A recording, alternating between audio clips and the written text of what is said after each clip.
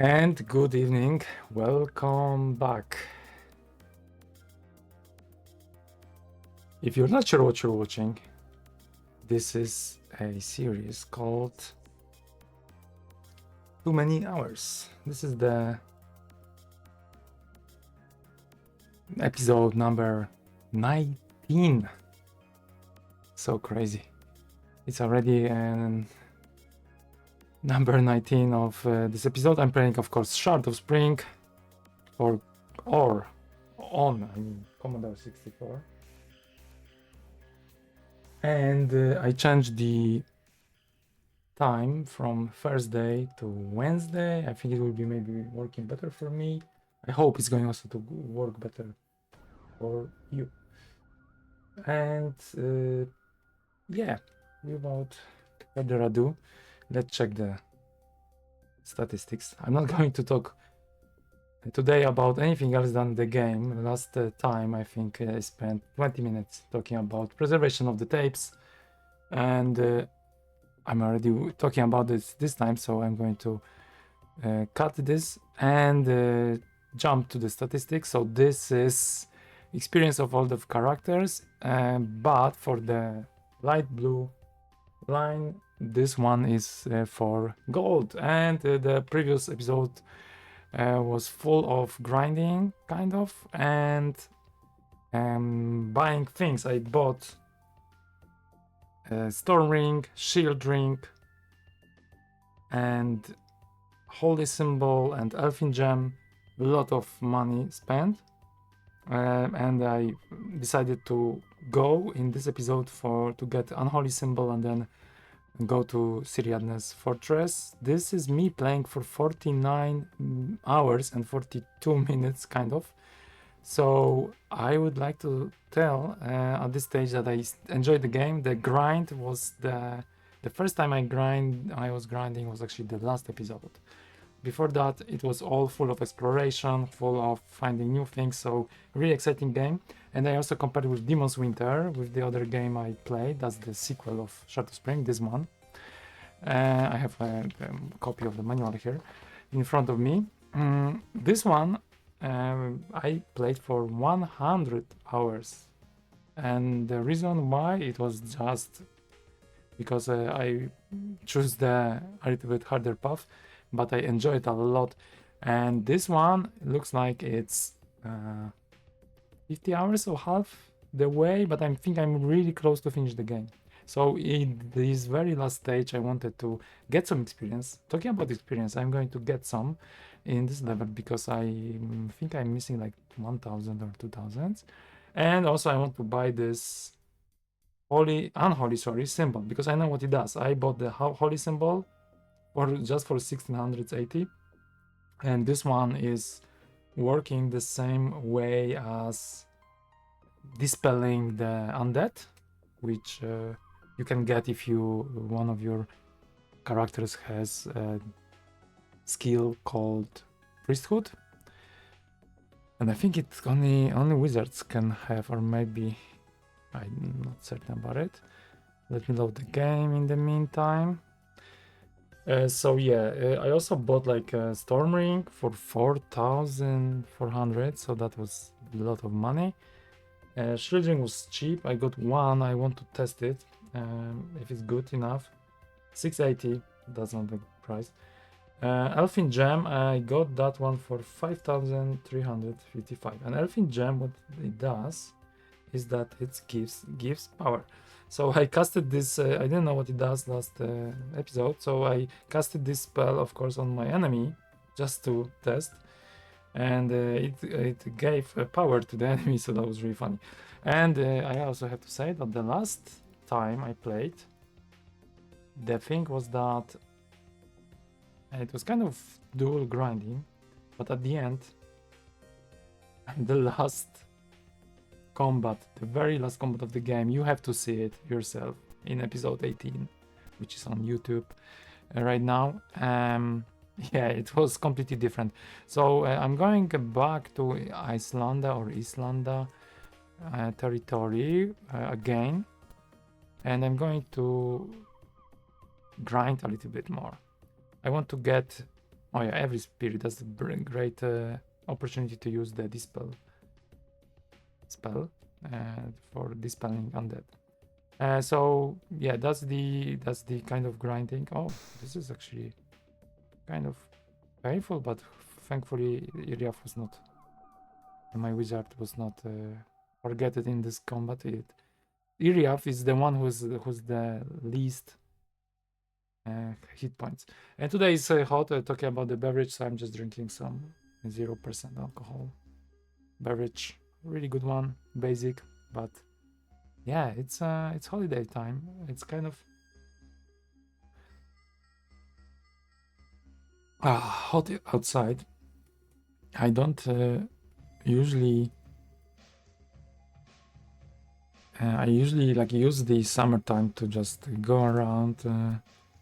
We do more sport and stuff. I'm skateboarding, so that's one of the reasons why I'm most of the time outside. But in this case,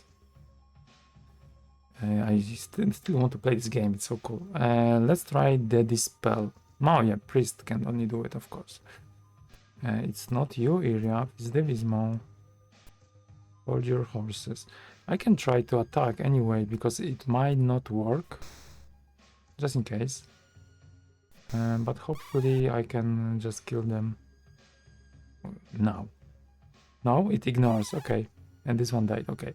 So I still have to get rid of one of the evil spirits. So today I'm going to try to get the next level, because this is actually what I wanted to do before finishing the game. And hopefully this will give me a little bit more of control.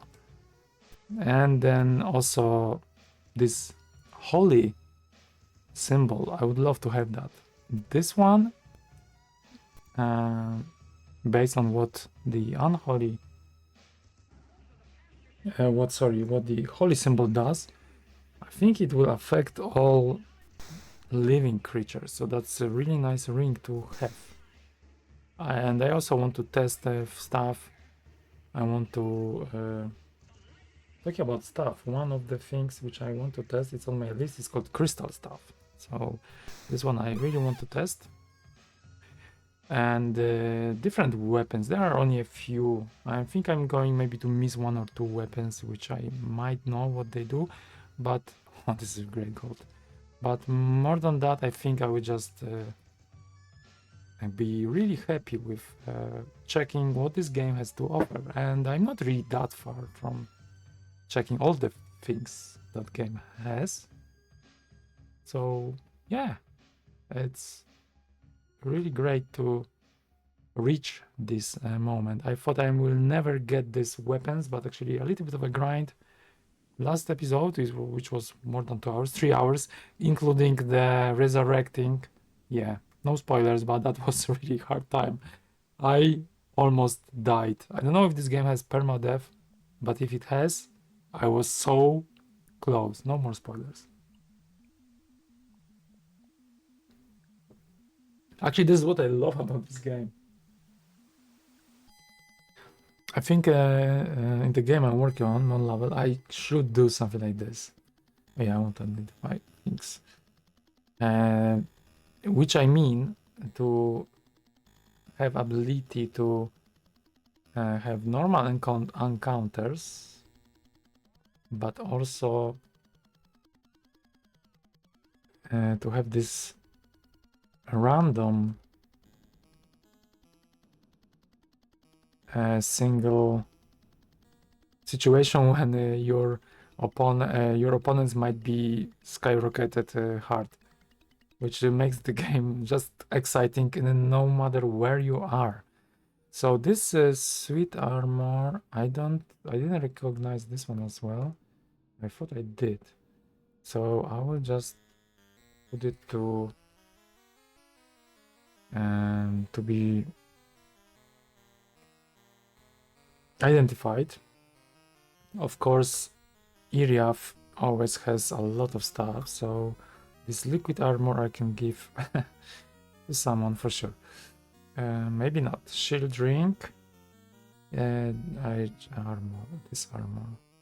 Yeah, the thing is that I want to have a few slots empty in case there is a new extra item. So let's identify this suit/armor. It's plate +1. I'm going to drop it because I have already plates +2, which I bought. That was one of my biggest investments because that's the best weapon. But unfortunately, this is +1, which doesn't give me. If this ropes is +1, that would be awesome because then I can use it for area. No, it's just the cloth. Why? Why? Okay, let's drop then this cloth F. Bye bye. And then there was this another plate. Unfortunately, you cannot sell weapons in this game. Plate +1. Yeah, because just to check, this one has plate +2. Exactly. Everyone has plate +2. It cost me a lot of money, but after that, I noticed increased return of this investment. Okay, saving the game is always a good idea. Also, I should probably just hunt, just for fun. And yeah, it's max out. Okay, let's grind more. I mean, it's not really grinding, right?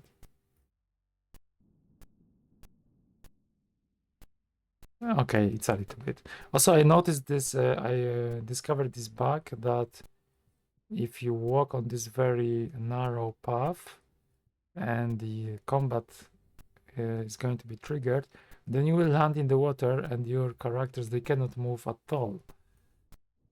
So then your only chance is to cast spells, which sucks a little bit, but it actually, I think it's a bug kind of, but it adds some replayability, I would say. Okay, giant snakes, 2 level 8 wizards. That's not easy. But I'm here for a challenge. So as long as they don't kill me, I can make some money out of it. Also, still, I was never poisoned in this game. I don't think this is what happens. Okay. This is very tough opponent. Indeed, they are really tough. Wow, I'm still alive. Okay, area. I think you have to move a little bit away. Maybe that's a good idea to cast some sword. Maybe 11 points, let's say, on one of the wizards. Only 7, that's not really great. To be honest, I should attack the wizards first. Okay, it might be really dangerous. Let's try Column of Fire, which is the most potent spell in this game for the attack, I think. 18 only. Okay, clumsiness, that's fine, you can do it. Okay, let's try to kill then this wizard. They still didn't cast any spell. No, still alive. Okay, but hopefully will be now willing to get into melee attack rather than casting some spells, hopefully. Yes, this is what happened. That's why it's always worth to just jump to them, the wizards, immediately. Okay. One of my wizards is followed. I hope I can resolve this quickly because I need money, I need experience, and I don't want to spend too much time. No, this is not what we want. I guess now I have to just run with both.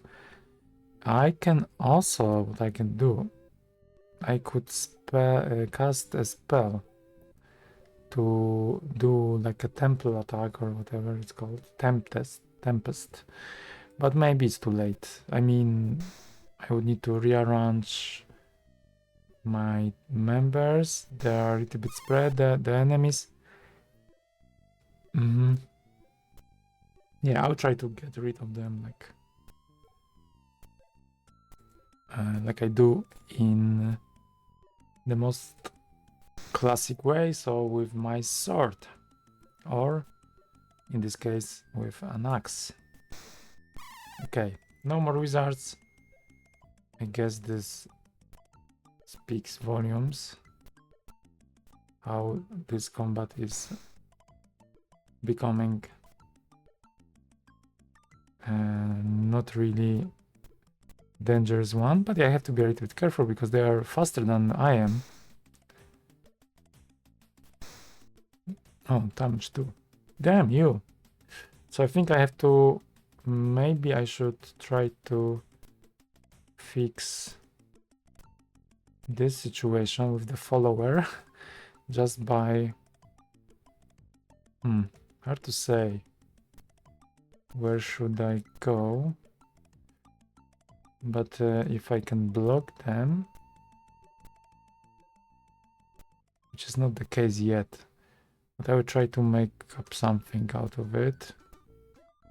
Yeah, like trying to move in more safer location. Hopefully this will be enough. Uh-oh, it's not. But yeah, they didn't have too many action points, so that's good. Oof. Yes, okay, the block was successfully performed. Now it's time just to get rid of them and get some good money out of it. I don't think it's going to be 300 pieces of gold. I think it will be less. In all the combats now I hope for 500 plus, but it's not the case, of course. It's a rare thing, but happens more often here than in other locations. That's why I'm grinding here. And yes, indeed, today I am grinding. Okay, this one maybe I also need to take care of this snake because he attacked my wizard, so probably he wants to continue this. And if I escape, maybe I'm safe. Maybe. Okay, let's try to... Okay, not in this turn, but like blocked, at least. Let's try to kill one by one, rather than spreading the attack per each character, but of course it's not always a possible thing.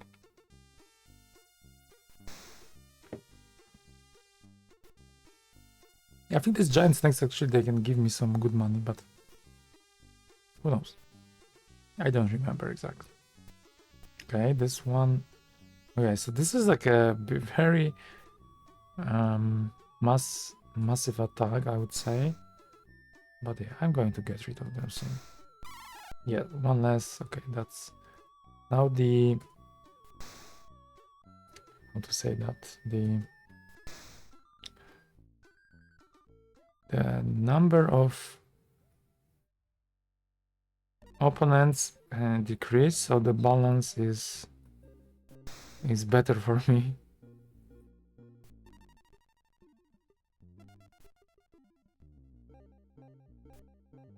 Okay, that was useless. This wizard, Mr. Wizard, you can go there, Devismo. 7.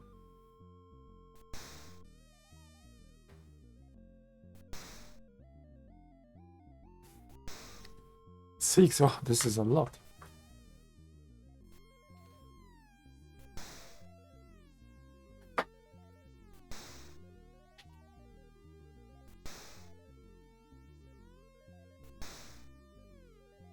Two is good.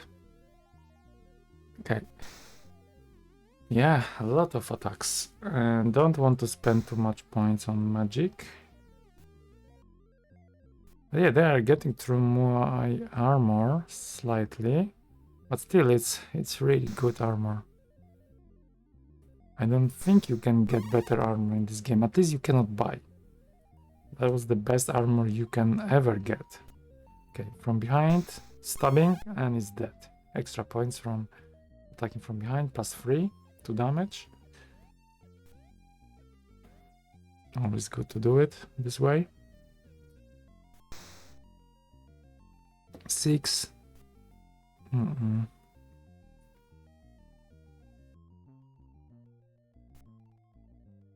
Yeah, IVO is not really... Oh, sorry. I wanted to say that IVO is not really good at this, but that was good enough. Is good enough. Okay, 172 points of experience. Yeah, actually better than 300. 400 pieces of gold. Looking at the... Let's save and let's look at the level. How much do I need? Because maybe I could already go to the guild. Which guild though? Is the Afe the one which I can use? No, there's no guild. Okay, I think I have to go. What about Oceana? No. And Triton. There's a wizards guild in Triton. Maybe I can go there just for wizards.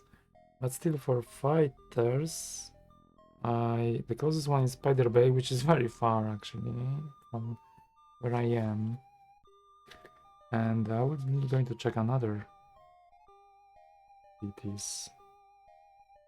I don't remember exactly. No, I think I have to go back to... Yeah, to Glion, yeah, is it? Yes, that's the fighters guild, which is the closest. Yeah, looks like this. I don't think I missed something. Merquacid, yeah, that's the one, but it's quite far. So Spider's Bay, but then I have to go around.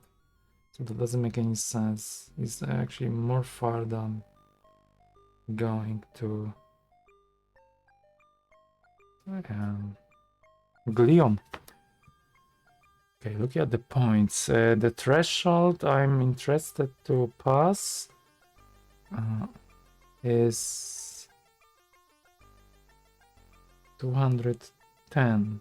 I think this is also the kind of level... No, this is not the threshold, right? Which level I am? Level 9, okay. 21,000, okay. No, I think I managed to get more experience in Demon's Winter. So 19,400, so I still need plenty to get to 21. But this is not the most advanced character in terms of experience. This one is 19.6. 19.6. That will be the worst area of 1870. Yeah, I'm not sure if I will get this in today episode, but I think I was able to manage that last time. So there's no reason now to go to Triton. To get the unholy, not unholy, the holy symbol. No, indeed, to get the unholy symbol, I need 10,500 pieces of gold, and I have half of it, kind of less than that. So I guess it will take me some time. Let's kill these dragons and don't think about that too distant future too much. I'm going to get there. And if I need another episode for that, why not to just sit and relax? It's a fun game. Only if I'm really bored, I will then stop doing it. But for now, I still enjoy these fights, especially that this combat from the last episode I was talking. I was telling you about. that really opened my eyes that I have to be careful still. And also that was the kind of point I should made last time, but I was too much into hooked to the combat that I didn't think maybe I should quit and escape from the combat. I really wanted to I was really determined to get through the combat, and that was not a good decision. In the end I was lucky, but that was not a good decision because I almost died like forever. So this determination is sometimes not needed. I really wanted this gold. That was the only thing. I was really determined to grind and get all the money. The greediness level was skyrocketing for sure. But yeah, that's the past. And now I'm in one piece. The only problem is that this combat, I don't think it will give me too much of joy in the end. It's a combat like each one. Just you have to go through it. It would be nice to have like a kind of spell that wizard can be moved somewhere, teleported sort of. So then I don't have to walk step by step. Still tries to follow me. It's quite quick.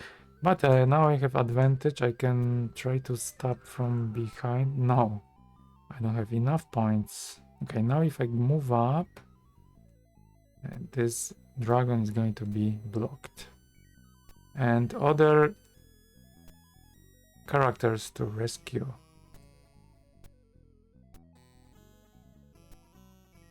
Okay, something like that. Like this. I don't know if I will still manage to do it though. Okay, how many points? I think 13 is enough. But yeah, it shrinks. Oops, only one. Okay, maybe that's not the best. I will move this way, but yeah. Thankfully, this dragon is a little bit stupid. Oh, it's a small dragon. I thought it's like a bigger one. So with this one, it's not really a problem. It's not the baby dragon though. But yeah, that was too quick. It's not going to be a good experience. 66 indeed. Probably some silly gold indeed. Okay. Yeah. Anyways.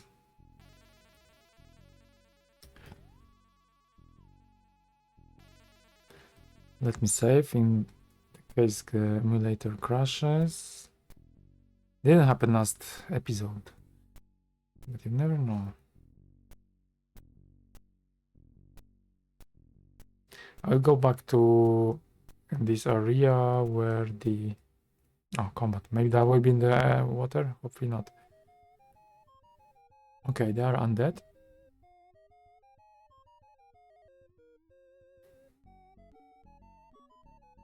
Yeah, it happened again. I wanted to go to the Arcania place. Okay, so I cannot do anything with this character. Ethereal, I could use some casting some sort. Let's try. Who's the most skeleton mage? Go. This is skeleton mage? I think that's a mistake. This is a ghost or evil spirit, not skeleton mage. Okay, causing 19. That's actually good. You cannot get me. Okay, let's dispel on that. Ignores. Okay, one less. The rest I have to deal with them by using the spells. Yeah, as you see, this is a bug. And another bug. I guess that's the another bug. Maybe that's worth mentioning in the timeline because I'm doing these timelines afterwards.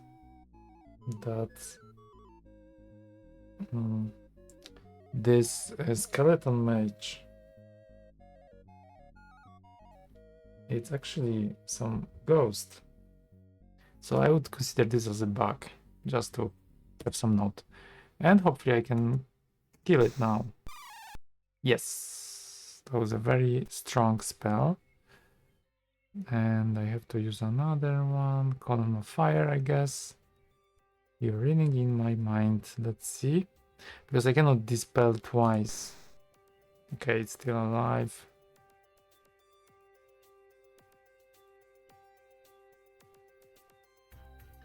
Sword 7. Hopefully this is enough.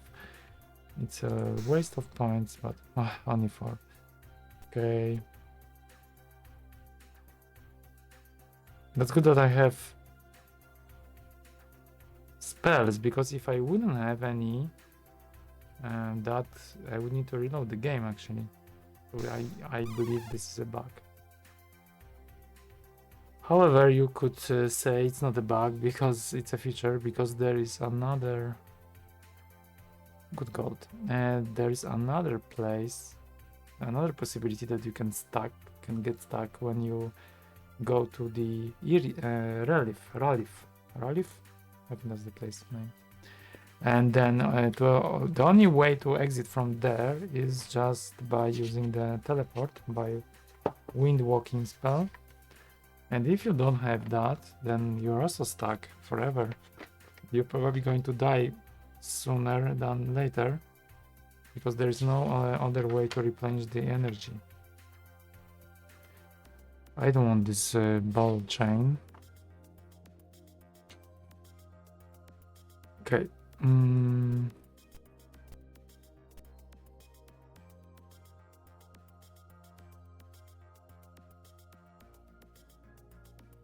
Okay, and yeah, I was just trying to check this place, how it's called. Ralif? Yes, Ralif. Okay. Yeah, from Ralif you can go to... Oh, that's not the way I should go. I should go south. From Ralif you can go to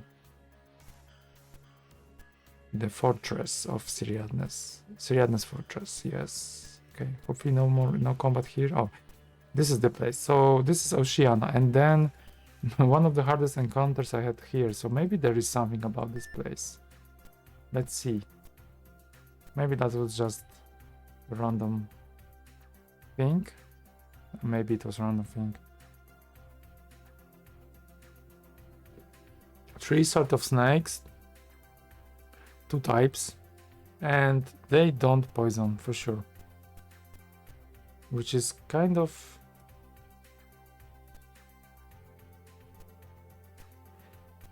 Yeah, it's surprising in the bad way, because as long as, of course, I'm happy that I don't have to use any antidote tomes, it's really fun to have this constraint that some of your party members can be poisoned.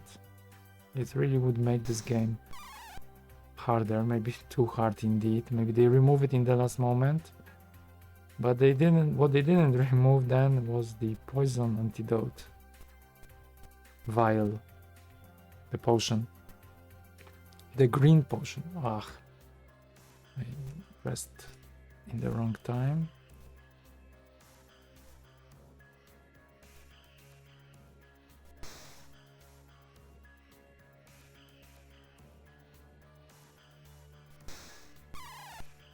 Okay, Pit Viper is dead. And the other one. Okay, maybe I should go here.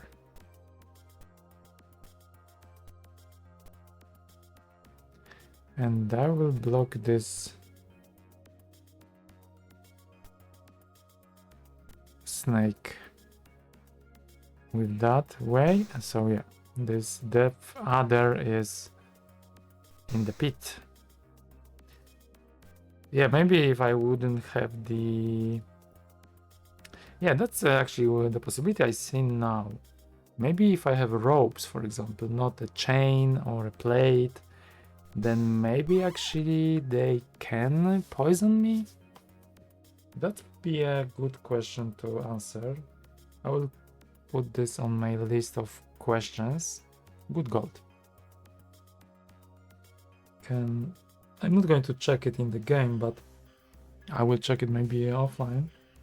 Can someone be poisoned when in ropes, not chain? Perhaps. That's the that's the main highlight of this question, because it looks like the poisoning never happens, and if it happens, the camp, then that would make sense that this antidote is there. Otherwise, I consider this as a bug of the game. And also, there's Apple, etc. Maybe this is a problem with Commodore 64. That would be interesting to know. So, identifying. I think I have one more vial. That's the one. Pyrotechnic in the red vial. And I need to hunt.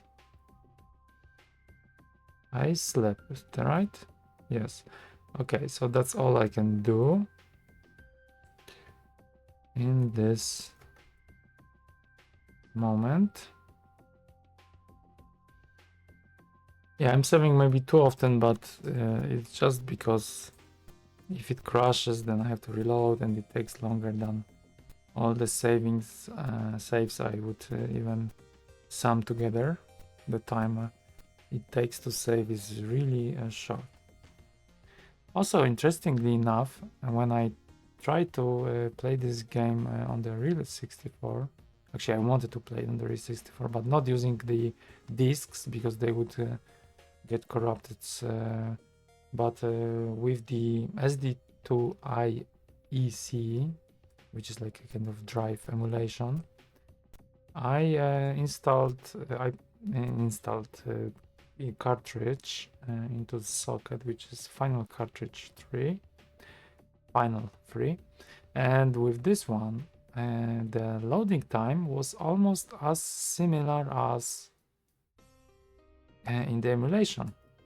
So actually initially I wanted to play this on the real Commodore 64. I even have S-video kind of solution to display this on the stream in the same time, but the problem was that the saving for some reason was not working. I wasn't able to save the state of the game. That's why I played on the emulator, and of course it's a little bit more convenient, I'm not going to lie, but not that much. It was good with the timing of the saving, and even if you go to the camp, it also loads some portion of data from disk, so this is a little bit annoying, to be honest. But yeah, time-wise, it was almost as fast as on the emulation, while without this cartridge, it was much slower. I did timing to compare, and it was like 30 seconds to load camp or to load to save. Even exiting from camp, there's also some portion of code which is reloaded, so there's another 30 seconds. But using, I don't remember exactly now the numbers, but it was almost similar here, so a few seconds just to 7 seconds in comparison, which is really cool. Okay, they almost get to me. So yeah, maybe if I would invest more time, I would know what I'm missing to make this game working on the SD2EAC emulation. I tried 2 different devices, but it didn't work. So I guess there is always a solution for a problem, but I didn't spend too much time on this, of course. Yeah. And yeah, this is why I'm playing still the second game as the part of the series using the emulation. CCS64, that's the emulator. I really like it. I actually learned yesterday, I think, that the author of Tab format is the same person who created this CCS64 emulator. So that's great. And if you don't know, oops, that was stupid. If you don't know what is tab format, then you should watch another of my streams or videos when I preserve tapes on Commodore 64. This is the format not only for Commodore 64, but this is the format used to digitalize data, analog data from a tape, in a format that contains the header of the program and the data. It's a very interesting way of formatting data in a kind of sequence, because of course tape, it's a sequence. Everything is a sequence in the end, but let's say that. Actually, I don't know what I'm talking. I guess it's a sequence. Like on the disk you also have sectors, so probably that's also something you can treat as a sequence, but it feels like on the disk you can just move somewhere fast, and on the tape you have to reload. You have to, if you have a tab file, you have to technically load the program just by. You can what you can do on Commodore 64, you can for example, if you know exactly the name of the file, or at least part of the file, you can use asterisk. You can start to load from the very beginning of the tape, and if the game is like on the block 200, so you have to wait for 20 some minutes, you still can load the program. It will just omit all the other programs. So this is what I'm thinking about when I call it a sequence of files on the tape. It will just find the file eventually, while on the disk you can it will directly you can get to the file. It's a little bit different approach, I guess. Not sure about the technicals, but yeah, ERF is almost dead. 9 points. I think I need to use some healing. Also, I tried healing last time in the potion, and it was worthless, really. So then I drank all of them, because it was just giving me like 4 up to 8 points of experience, I think, close to that, and that was really not good. You would expect something like 20 points at least. Maybe it happens sometimes that it gives more, but I didn't experience that in this short period of few potions. I think 4 or 5 potions I had. Okay, good gold, nice experience. I'm just talking. I'm just, having some good fun here. Let's cast some spell to heal Iriaf. I guess 10 is enough. It's good that it, yeah, a good compensation. 10 points of SP and I got 30. That never happened. But let's spend portion of this. Think I'm restless. What I wanted really to do. Yeah, I wanted to give it to someone. Who has it? Iriaf? Okay, you have it. But I don't think you can identify. Yeah, you have used the skill today. Okay, at least that's the owner of this thing, the one who can identify. Okay. Yeah, it's now it's grinding, as you can tell even from the moves. Maybe I should just go somewhere for fun, but I don't want to end up in this narrow ally, let's say, because then I will have issues to fight. So yeah, before combats, maybe I can just circle around and like go fast with this narrow area, and then wait for another combat on the island. Maybe this is what I could do potentially. So that I never end up in this situation, which is actually annoying when it happens. Okay. 2 wizards, so it'd be nice just to kill them by hand without any magic. I need to start, I guess,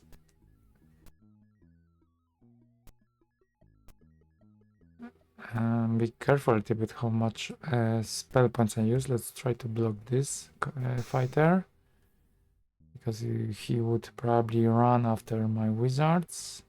Okay, so every wizard is in the melee attack, but still this other wizard can choose differently. And this is what happened, but thankfully just the clumsiness for IVO. So let's try to kill them fast. Still they are quite advanced wizards, so they are fast. I think their speed is high, that's why I'm missing so much. But I don't want to use spells. But I should, I guess. Because this doesn't work well. Okay, this is not good. I'm risking a lot. So maybe let's cast something indeed. 11. I think this will be worse. Okay, at least I feel more comfortable now. And this is fighter level 8. So almost my level. I'm level 9.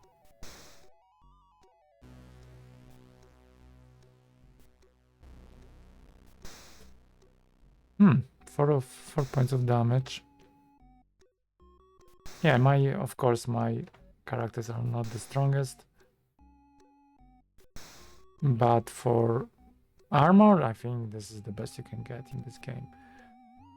For HP, for armor, I mean, yeah, the one from the skills, from the experience, yeah, I think I could do better than this.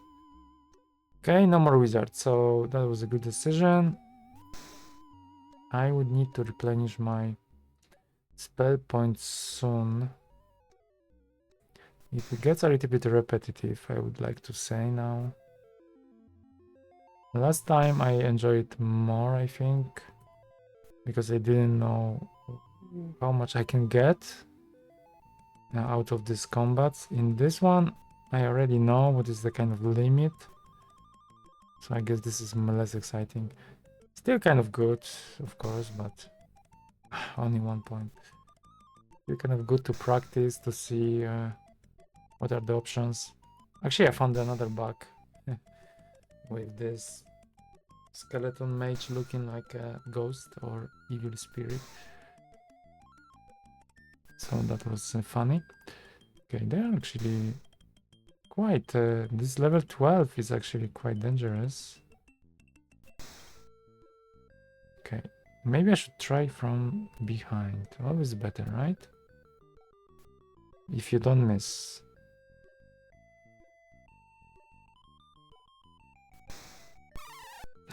Okay, that wasn't worth it. So that was 12, I guess. Yeah, I'm a higher level than I, so I guess I will get some good money out of it.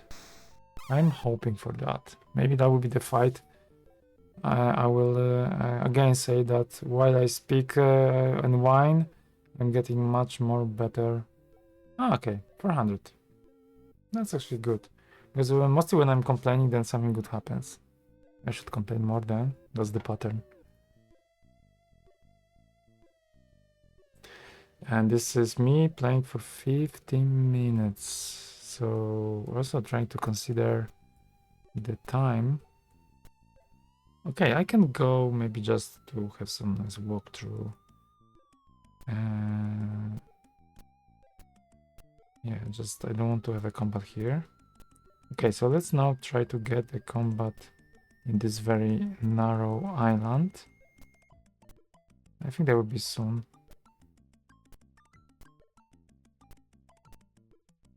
Come on.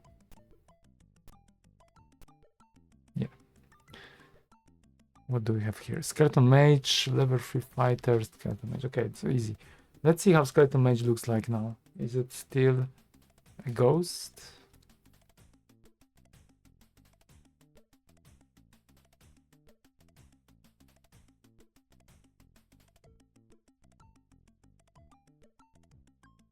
Where are they actually?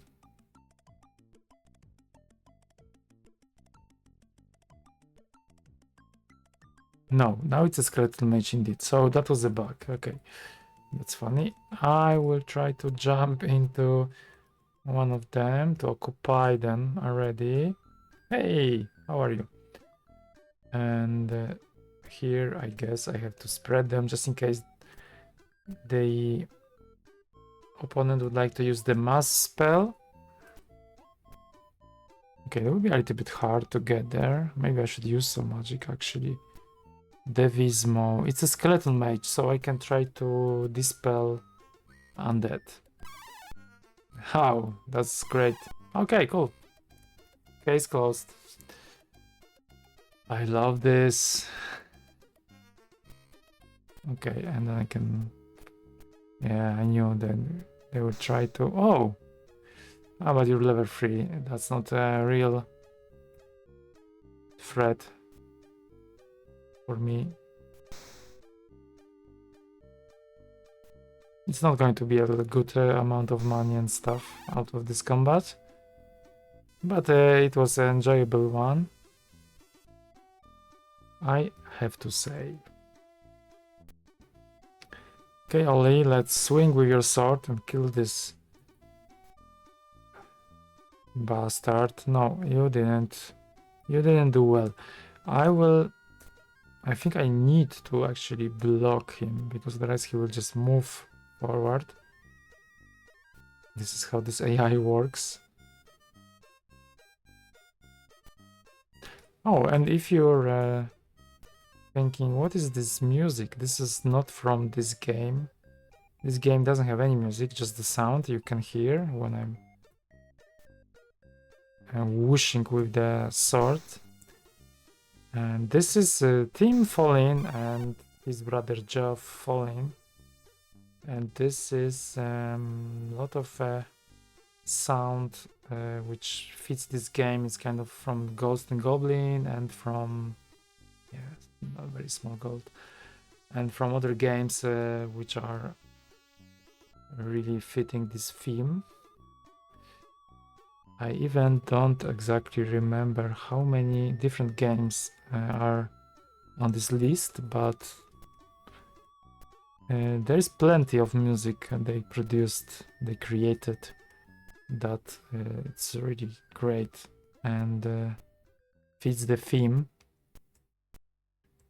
And a lot of music which has like this kind of magic vibe. I love it.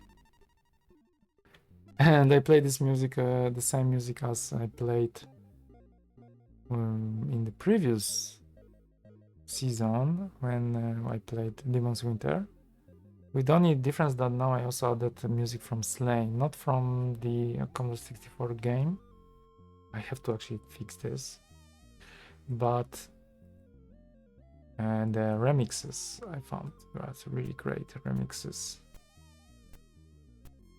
Okay. Yeah, I have to fix this. I have to also include the game from the music from the game. There are 2 tracks. One is from the combat, another is the one I think of. This is the game, the in-game kind of tune, and it was created by David Whittaker. Okay, let's dispel on that. Ignores ghost dice. Okay. Dice and okay, 1 skeleton. I would like to kill the skeleton, but yeah, it's not me who chooses who should be alive and who's not. But yeah, thankfully the skeleton didn't do anything magic-wise, so this is your end.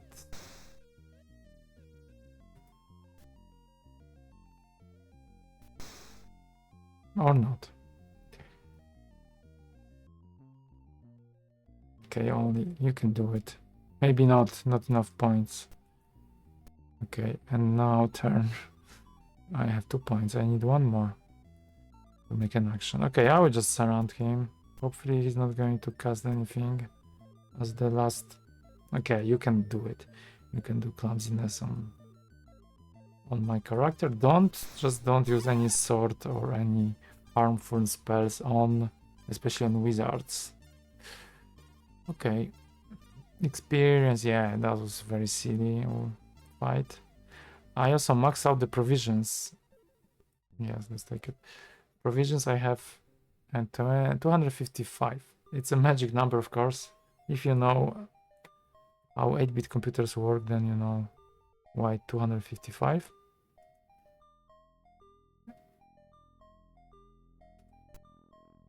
I think I can identify this element.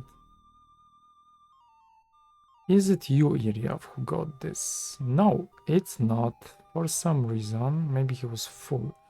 I think that's the reason. I think this AI, the code of the game kind of knows and that who has the skill. So I can give this to Devismo, and then Devismo, you can this like a swap exchange. Okay, so let's identify G. Failed. We'll try tomorrow. Metal vial. Oh, I use the skill. Okay, cool. Let's save. And yeah, let's see.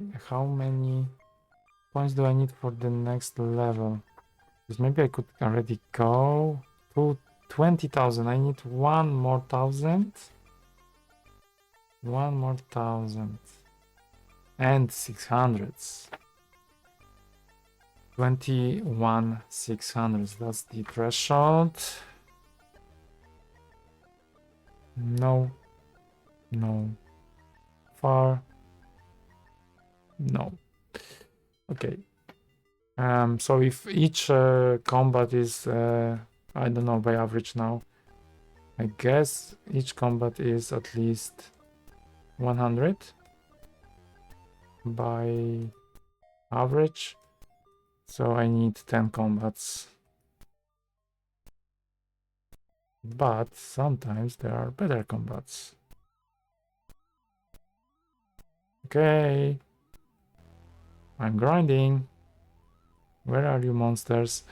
Okay, oh, this is nice. This is really nice. This is not the hardest I had, but it's going to be slightly challenging.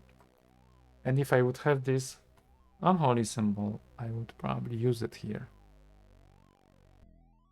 Hopefully, this is how this spell also works. This is my assumption. So many wizards. I even don't know if I'm going to survive this. To be honest, I think I should start casting spells. So 10 pointers, and let's see, because I don't remember their levels. 6, 4, 6, 6, and 4. Okay, of course 6 is the one, and the one which are the most distant, I guess is the best to attack first. Only 6, come on. I know you can do better. Okay. That was good. Okay, I don't have enough points, but at least I can move. Now you. I think the Vismo could attack potentially. Okay. And cast Column Fire has 25 points, so let's spread it to 3 8s or whatever. Yeah. Okay, that was a very good call. And I don't have attack points. Okay, you can do it. I'm fine with this. This is dangerous. Okay, this is melee attack, so nothing is going to happen. And the one wizard is loose. Let's see if he's going to cast something. Yes, he's casting the strength, but it's only +1 of the strength, and it's not going to harm me at all. So I think I'm going to finish all the wizards, hopefully, in this turn. No, I don't. It's not what's going to happen. Be a little bit careful here.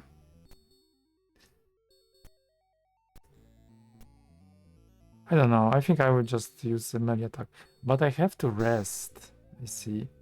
Because the spell points of my wizards are almost finished. I have to replenish. Okay, actually I didn't really do good job here in this turn. Ah, come on. Okay, let's cast for another 8 pointers. 8 pointers. This guy. Okay. Okay, at least I'm getting some advantage. Hopefully. And the last one. Yeah, okay, cool. So there's only one wizard. This fighter is level 8, so dangerous. But yeah, I'm getting there.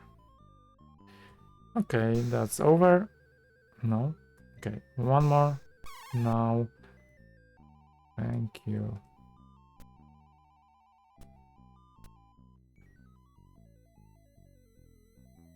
Okay. And let's finish this madness.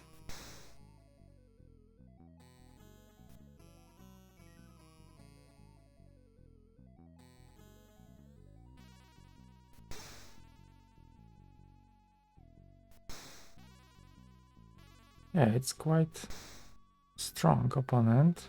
Of course it's strong, it's level 8. I'm level 9. IVO, okay, you're keeping very well on guard.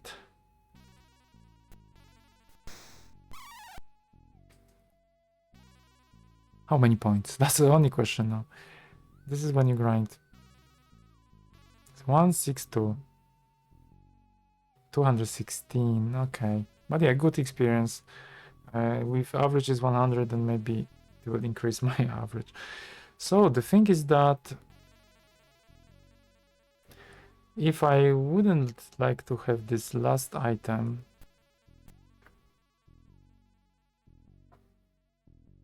the unholy symbol, then I would consider that I didn't grind in this game. But as I want all the shiny things, this is the price I have to pay. A little bit more of patience.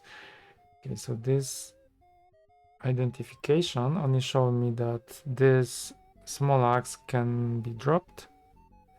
And talking about this, this was the pyrotechnic. This is good for armor. I will trade it for someone, so there's more space in area of inventory. Saving. Okay. I will go back to Arcana, I think. To Oceana, sorry. What is Arcana? Ah, that's the city somewhere else. But here it's Oceana, and there's Atlantis. What do we have in Atlantis? Maybe I can just walk by. I don't think there's anything interesting. Arcania, that's the place I was talking about, not Arcana, Arcania. But yeah, nothing there. Atlantis, healers. Yeah, everything is more expensive there. Even the plate +2 I got for 1500s in Merquasit, it costs 2299. So yeah, that's not a good place to go. Okay, I guess I will just walk to Oceana. And if you, oh, it's not here. Yeah, just to show you, because I like to show the maps. This is the map I did for Islanda, how to call it? Islanda, someone tell me.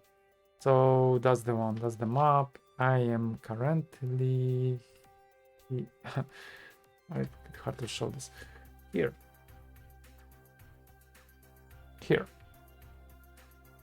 And I will go down here.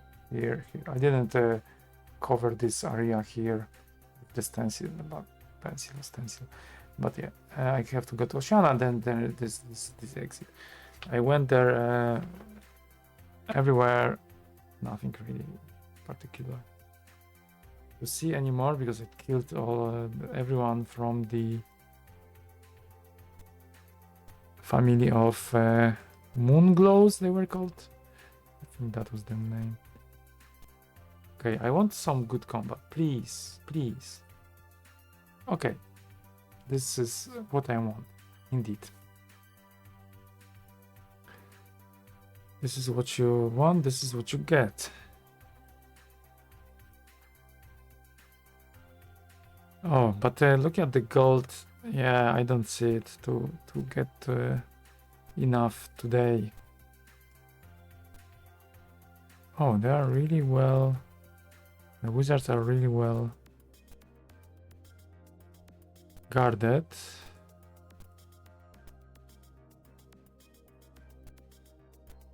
So it might be slightly tough. Let's try to use Column of Fire. Maybe 8 and 7. Sometimes I want to use more, but... Okay, this one. Okay, it's still alive. I want to use more, but I would like it to be more efficient spell, of course.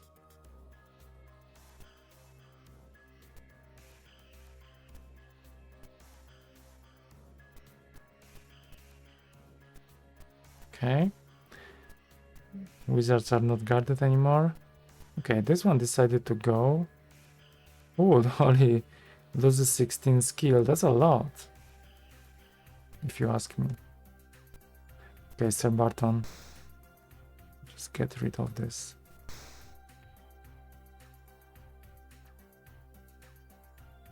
I have to escape.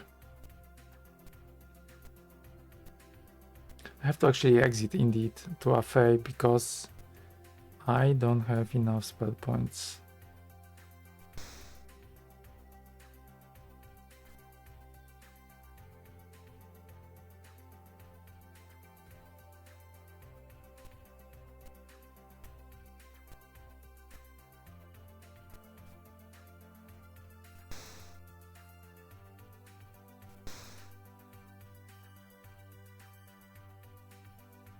Okay, I still think I should take care of this wizard first, just in case.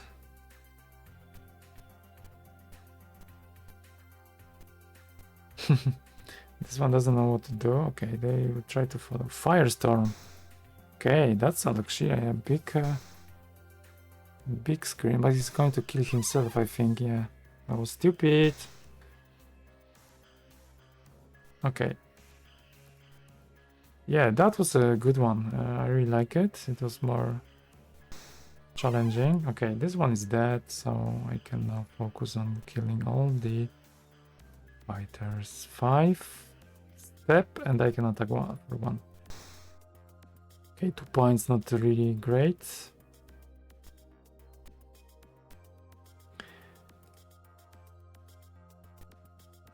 Yeah, if I have 5,600 pieces of gold, I need more grinding. Hello, Ogres. Welcome back. See you. Nice to see you. How are you doing? Greeting you back.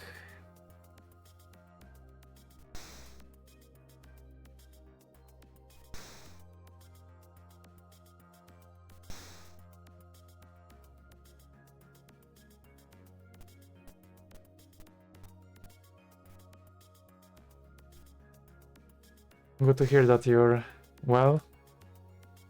Have you played any RPGs recently? Anything? I know it's summertime, so probably good to have some break, but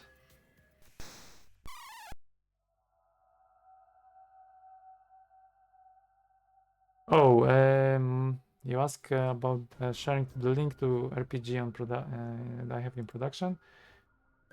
I will send you on the channel link to the website and to the.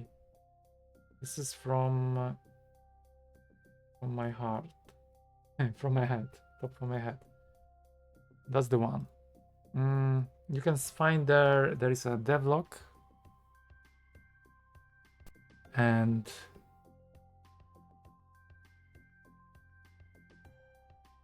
with this devlog you can probably see the videos, but there is no link to the game. I don't share it publicly, but yeah, you can get in touch with me using email or the Discord. You can find me, and then I can send you a copy. But it's something I don't want to be released for now publicly, because it's still kind of not in the good shape. I need to work a little bit here and there on a few things, and also for demos you never know when you're finished, to be honest. So that's also kind of I have this problem, because I always think, oh, this part doesn't look good, or this doesn't play well, or there's a bug here. I prefer to fix things before publishing them, of course, but at some point you're like having this chicken and egg problem, that you don't know when you're finished.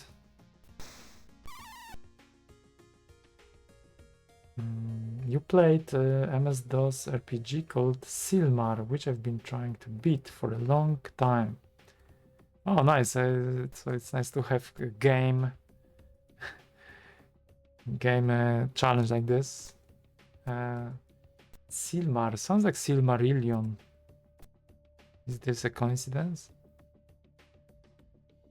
I never played any MS-DOS games, to be honest. I think.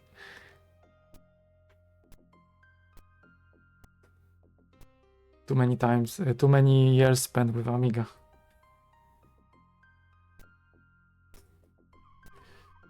Okay, this.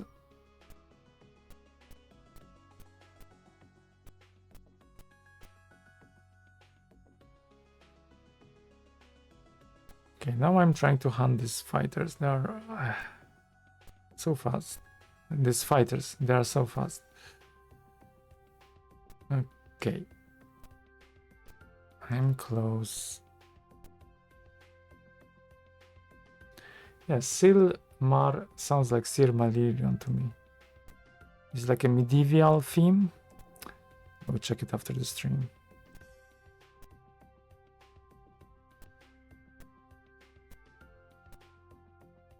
I have actually a trilogy of Tolkien's Hobbit.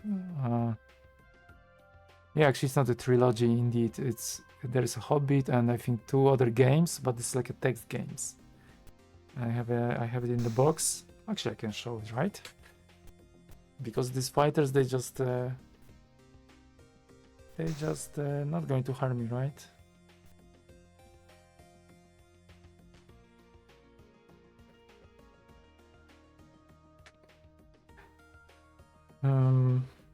Yeah, I think it's a coincidence. It's medieval fantasy, but a quirky game. You can buy a baseball player or a werewolf.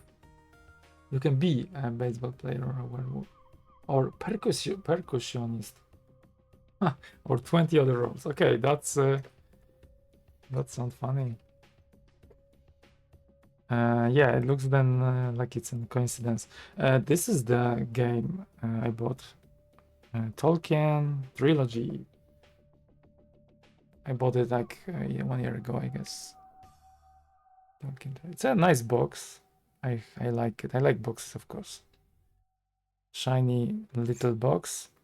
And there are 3 things: The Hobbit, Lord of the Rings Game 1, and Shadows of Mordor Game 2 or Lord of the Rings.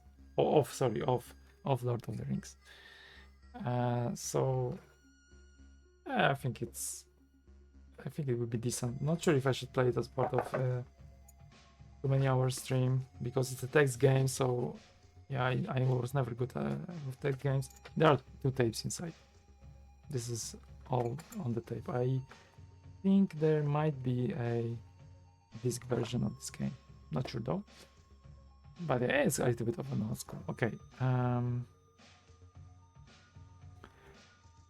But this Silmar sounds like a fun. If you can role play as a percussionist, for example. I'm not good at playing percussion, but I tried a little bit and I really like it. Okay, so I will move a bit here, just to look a little bit. The box is in the good condition, so I'm really lucky. Hopefully the games are also games on the disc, on the tapes are also fun to play. I think I tried Hobbit once many years ago.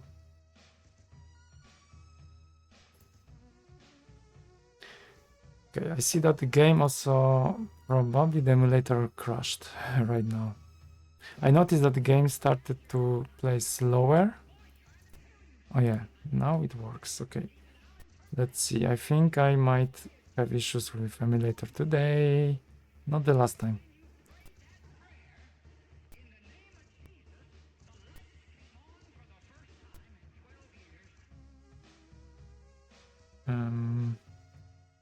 Yeah, so I should finish this game, to be honest. Now I'm from the last episode I'm grinding a little bit because I wanted just to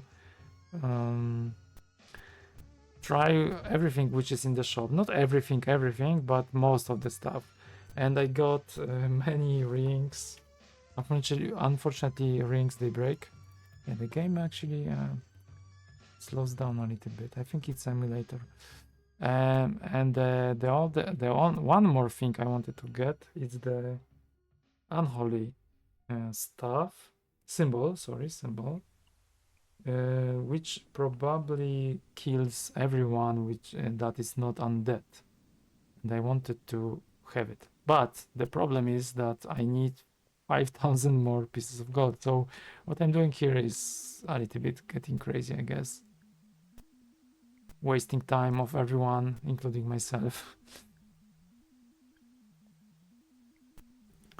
Only if I could get this gold faster. I'm in the best place to grind. Maybe not. Which brings me to the idea that maybe I could actually go to the Siriadnes Fortress and try to get some gold there. But at the same time, I don't want to meet Siriadnes because then I have to fight and finish the game, I guess. So that's the only risk.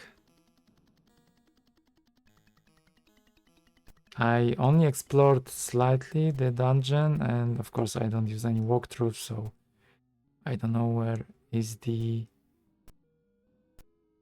main opponent of this game, and also might be the case that still you don't have to fight. I don't know, it's possible.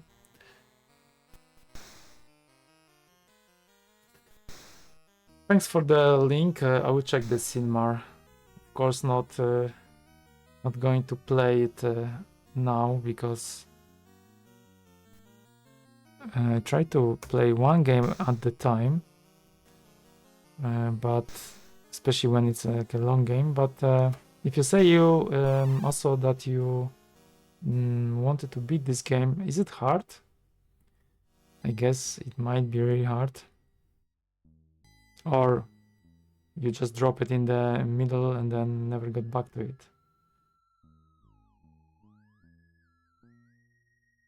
You say that mechanics are super simple, but it does have a fun tile set like the game you're playing. Yeah. Yeah, that's the fun part. Unfortunately, the game I'm working on doesn't have that, which I'm like thinking that would be so nice. But I don't want to make any scope creeps.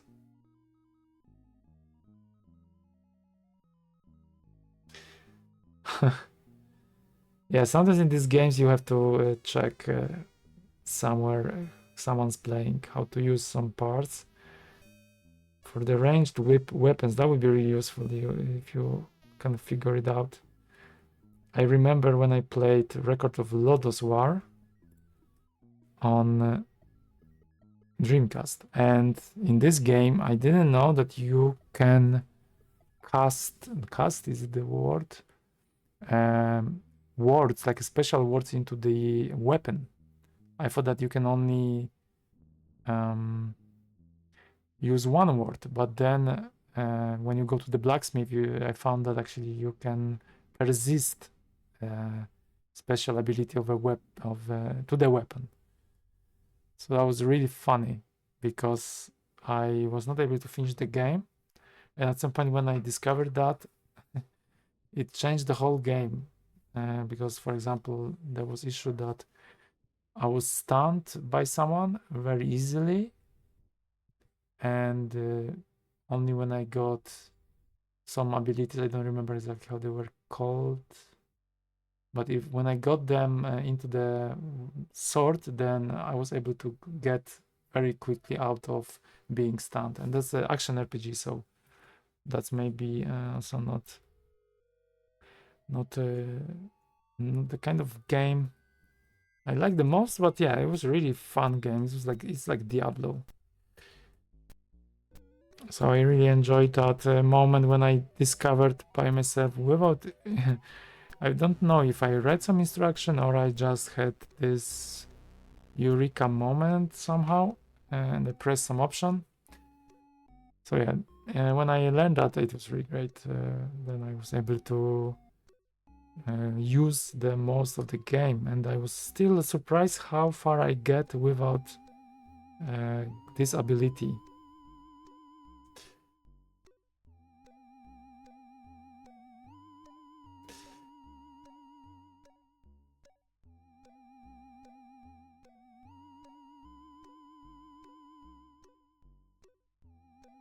Yeah.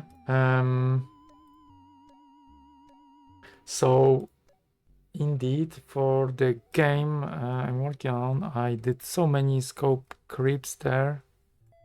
Scope creeping kind of moments I had that I decided to quit at some point with new ideas, and I improved with the game design a lot thanks to that, because I knew that some part goes in and some part will just be not the case. But when I started to work on that game, it was actually written in BASIC, and the graphics were really easy, kind of simple. Yeah, that's all. I almost forgot to dispel the undead spell. Okay, it's gonna Mage dies, ignores the priest, and dies. So I forgot to, not forgot. So then going back to the topic. Oh yeah, that's the problem with emulation. I think I should restart the emulator, that would help. So yeah, that was the thing that I wanted to make it.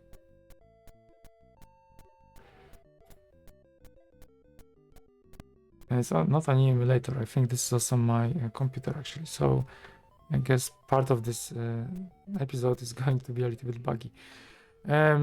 But the graphics was just the high res, very simple. Actually, I like it. And then at some point, I think I wanted to add music, and then I learned that there's no way to really add advanced music to the game. You have to use assembly. So then I found a way of adding music to assembly, which was the basic program was written in basic still, so it was kind of slow but working. I did many features there, and then I added this basic this assembly music player, and it was working really great. And I thought, oh, what would happen if I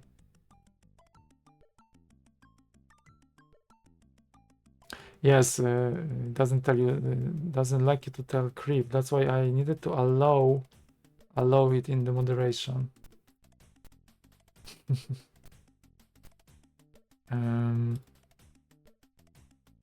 That's me first time actually moderating something. So yeah, be careful what you're saying.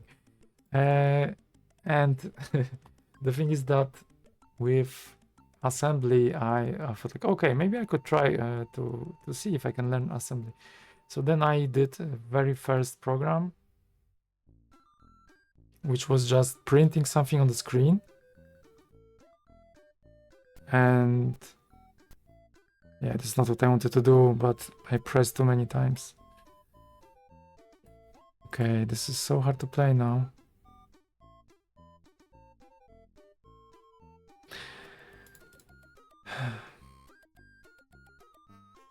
So yeah, I was talking about assembly, and then printing things on the screen, just letter A, I think it took so fast that I was so surprised. I was really surprised, and then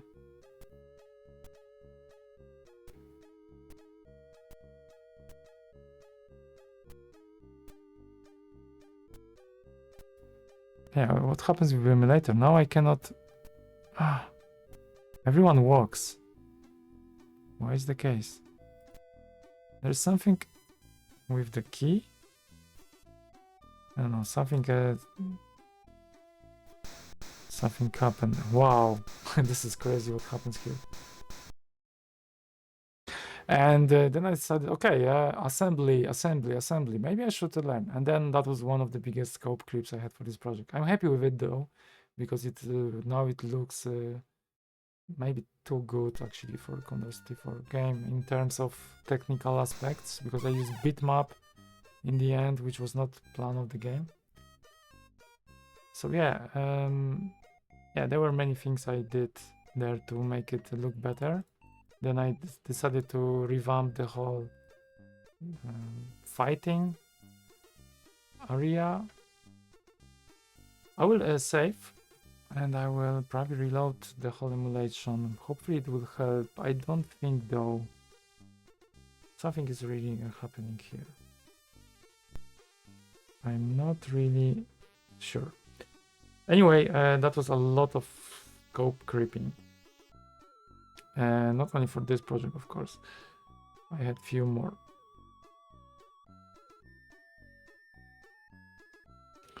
Yeah, I think something happens with my machine now. Because I tried to run the new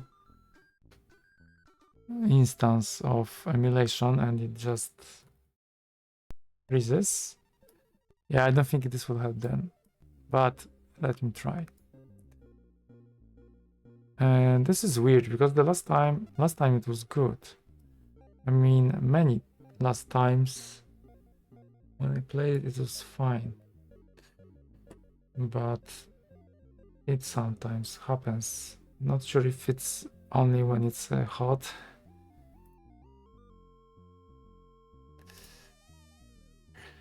Yeah, so I made many decisions in the game.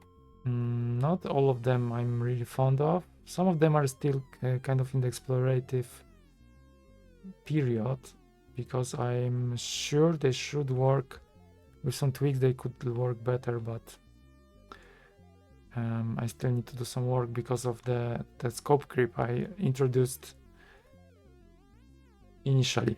But yeah, I'm not going to do any more features than I wanted to do, and the engine already allows me to do most of the stuff, almost everything, so I'm really happy with that. Okay, let's go to the city, and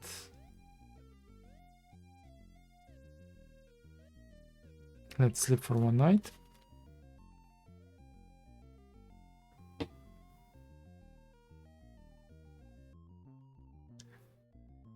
I think I have to identify something. Let's go to camp. Identify. I think it's Iriaf. No, actually everything is identified. Okay, I guess then I have to just spend a few nights to replenish the spell points. And go back. So I really never played when I started to do this game Meonlawel, and I never played game like this one, which allows you to move on the combat area. I played only Zangband, which is a roguelike, so it's a different cup of tea. And probably games like UFO, Enemy Unknown, things like that. But this is kind of not RPG. So I never thought like this could be an option even. That's funny, yeah? And Demon's Winter was the first game I really played that. I also bought a few years ago, I bought Realms of Tranquility. This is a game for Apple II. A really nice one. And this also contains this mechanism. And then my love started to grew on that topic. It's something I really like now in games. The only thing I think I wanted to have in a game like that was that, and actually I had that in the previous iteration of Meonlawel, that you can only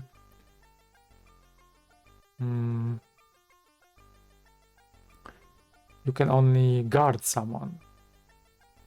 So then if there's a projectile or someone wants to hit someone with a sword, this is not going to be possible because you're defending this character with someone else. But then I dropped it because I had this issue, unfortunately, with new design, which was just clearly, not clearly, it was 100%, let's say, graphical aspect. So because I did a big graphics representations of members of your party and enemies, because of that I didn't have time and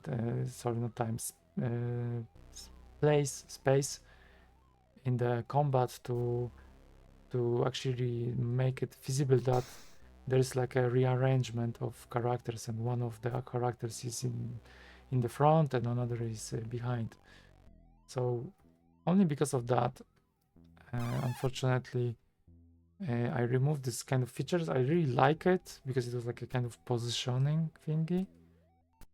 But at the end, I was like, okay, that's fine. Let's just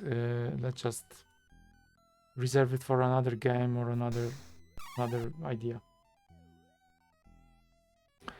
Okay, so the game slows down a little bit because of my laptop, but I will try to continue for half an hour, I guess. I'm not going to get anything out of this combat, I see. What I'm thinking about is more gold. So should I consider getting this unholy thingy or not? That's the question. It goes quite slowly. Maybe I should check the statistics. In the last episode, oh yeah, I don't know, because I spent 8,600 pieces of gold. So I guess I was still able to get something out. That's the heal potion. Heal potion is not worth too much, so I will already use it anyway. Okay, 11 points. And hunting.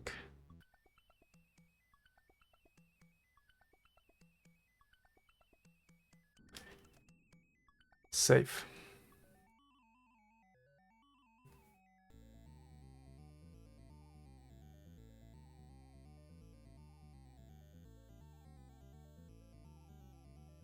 Yeah, so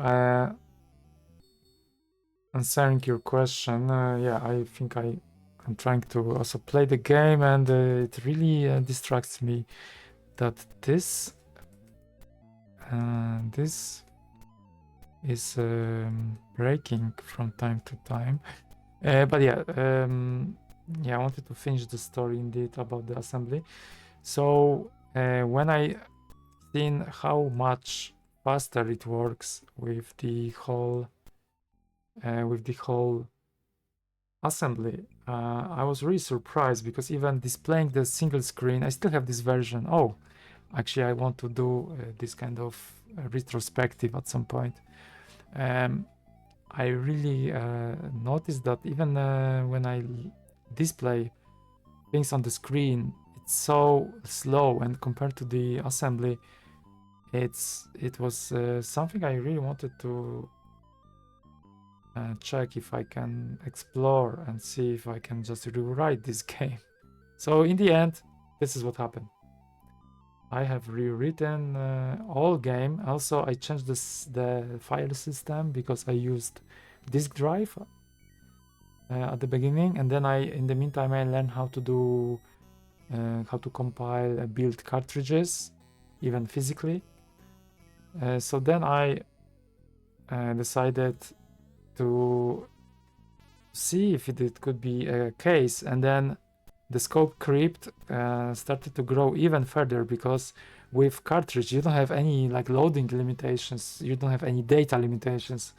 I even run some portions of the game straight from the cartridge. I even don't copy them to the memory. So with the disk operations you would need to copy it nevertheless, always. That would be the case. So then I said that, wow, I can do so much magic now. And because of that, I started to push limits way harder. And I'm proud of it, to be honest, because this game, it really shines in many places thanks to these technical aspects. And now I finished mostly the engine phase of the project, and I'm moving to the content phase. I have my first quest there, which is not really exciting, but it's kind of good. And I started to work on the characters and many other aspects of the game, rather than still being puzzled with the engine. Of course, still there is a lot of work in the engine.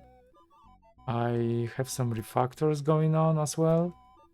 One of them is kind of hard one, because the music of the game stops for a few seconds sometimes, like not seconds, maybe that's too much, but for milliseconds, and you can sense it somehow.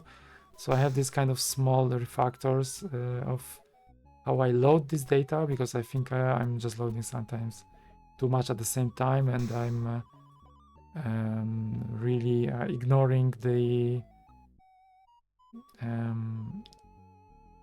interrupts.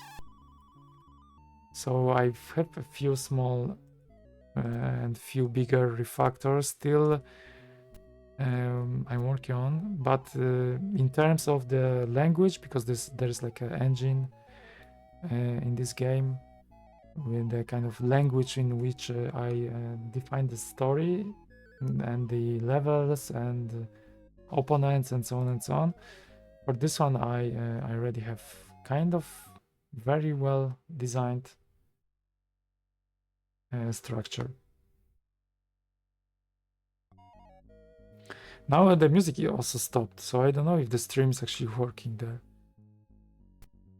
And the worst would be if my talking is stopping. I tracking the mic in the streaming tool, but it seems like it's responsive, but I am not sure, but I'm recording this, so hopefully recording at least will work.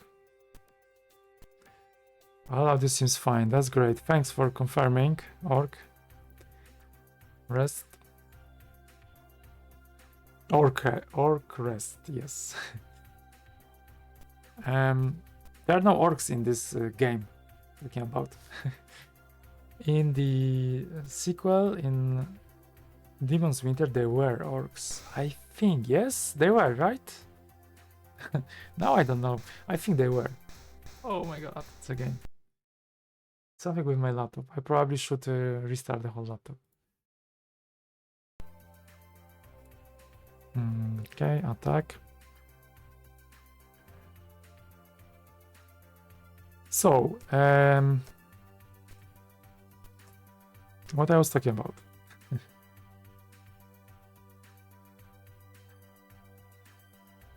Okay, get to know from where your name come. I haven't played Elder Scrolls, I have to confess. I'm really late to RPGs, that's why probably... Oh my god. No, don't kill my my wizard. I started to play RPGs very late. But still, who cares? As I said in one of the previous episodes, I guess, as a kid I wouldn't be able to even see these games, and if yes, my English was not existent, so that's why I'm late to the party.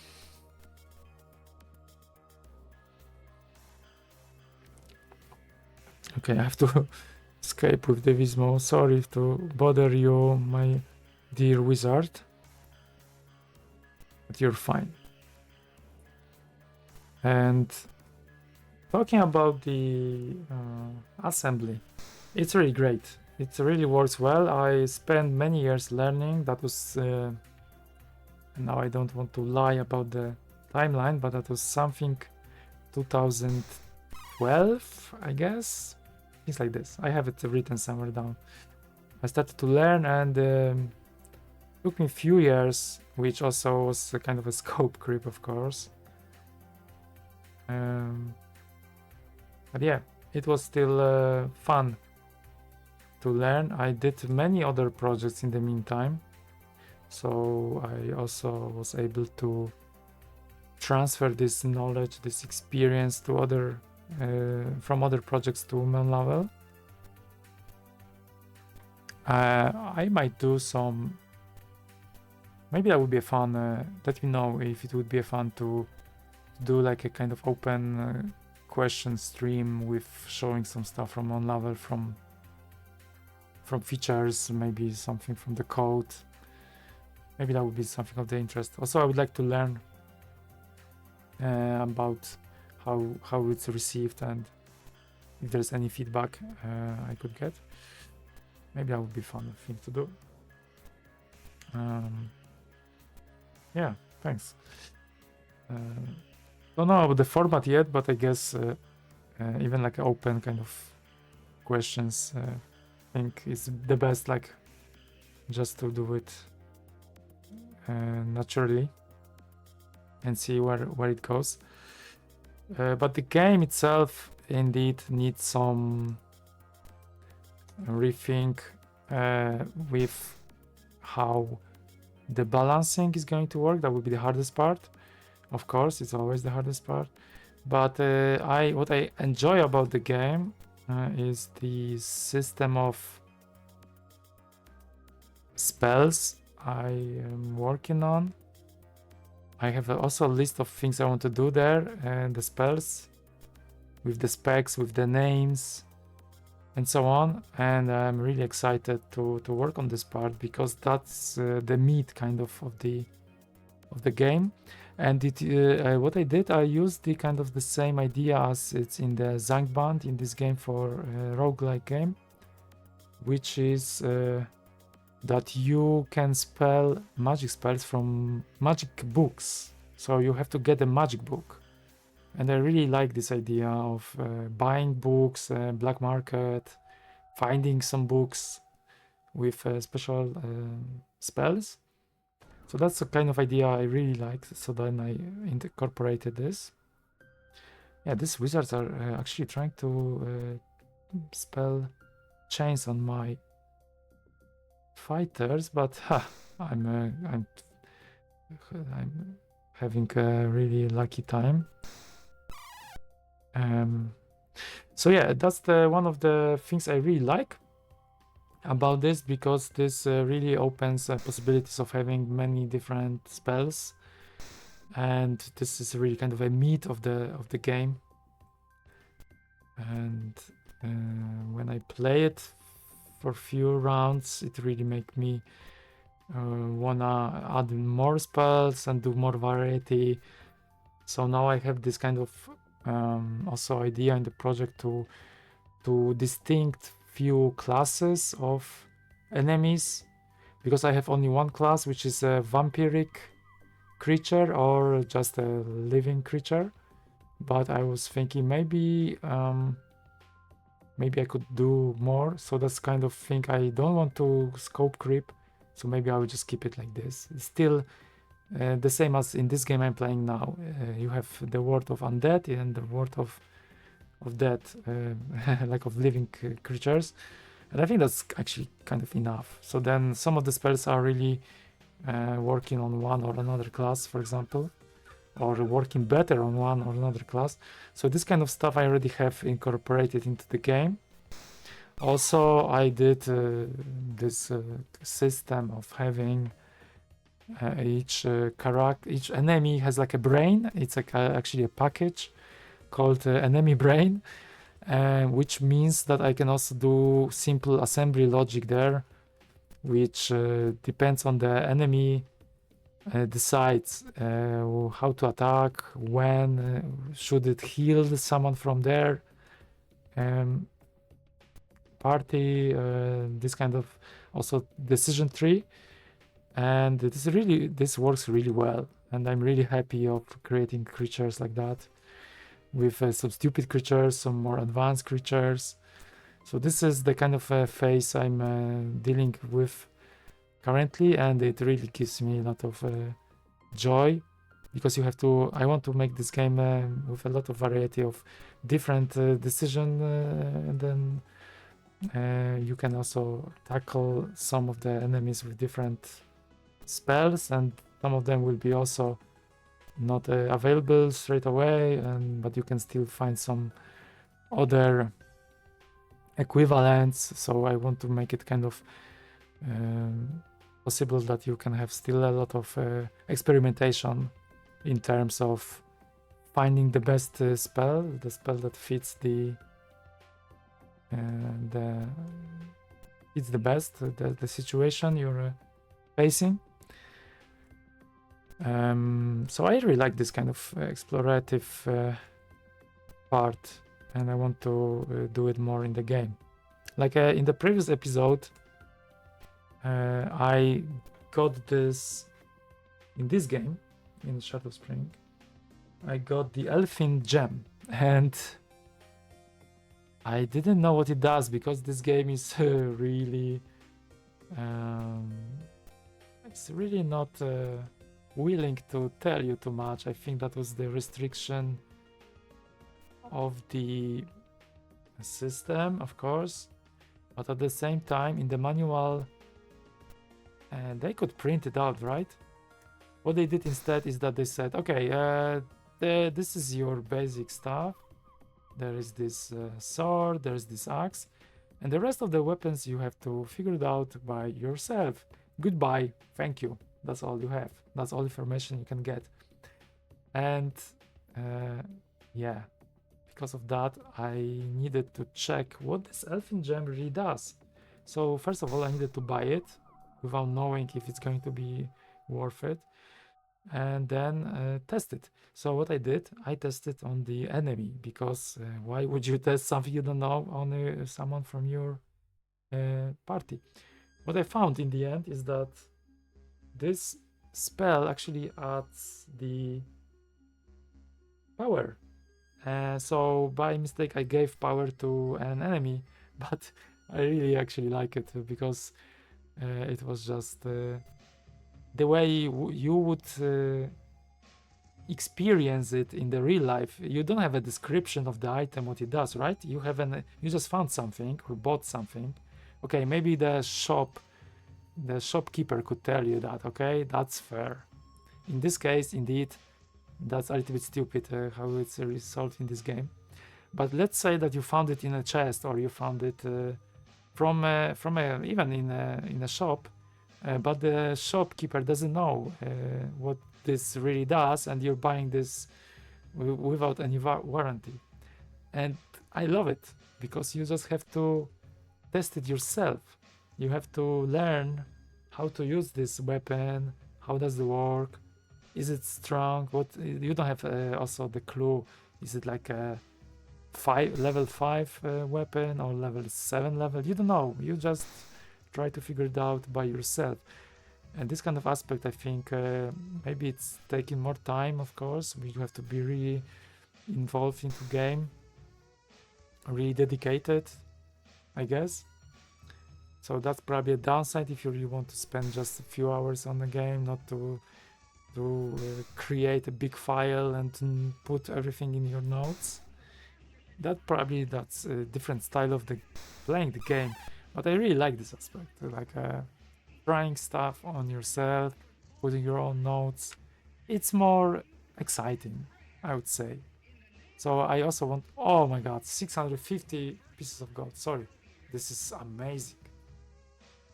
Okay, and I have 6,606 pieces of gold. Coincidence of 3 digits of the same? That's the good number. So yeah, I want to also put what I like about this into my game. What I like about this explorative exploration aspect, not only of the island. Oh yeah, actually maybe that's a good kind of because I'm also collecting kind of thoughts to someone who wants to play the game, what they should expect. So this is not only, I'm writing it down now, exploration not only of the world, but also of items. Maybe not exploration, but like explorative approach. I will need to rephrase it. Also of items, weapons, spells. So the idea would be that you just buy this magic book, or you find this magic book, and you don't have a clue how to play with the spells. You have to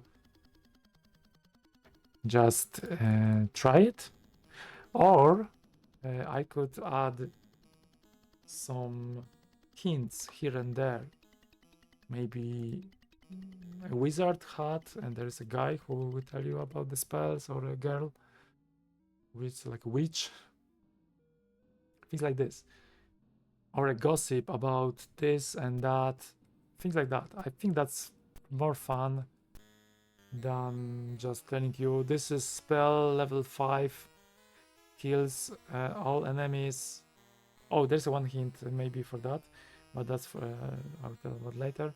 And yeah, and then you know everything about the spells. You use it as a kind of catalog of spells.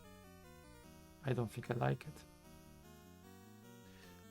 I will give this Giro pyrotechnic another person, and this red vial. No, I wanted to trade red vial to Iriav, and then Iriav can identify this red vial. This can be strength potion or pyrotechnic. It's a pyrotechnic. Okay, I will trade it to another person. So there is some room. Yeah, so talking about the spells, the only thing I will have in the game is that if it's a mass spell, so the spell you can attack all the enemies, or the spell you can use on all of your party members, then I use the Latin word of omni, Omni means like a multiple. So that's the only hint I will give in the spells. I'm giving already in the spells in the book. So then you know that this is going to affect not a single player, or a character, but all of them. So yeah, that's the only thing I will give a hint. But rest of that, some of the spells will be, of course,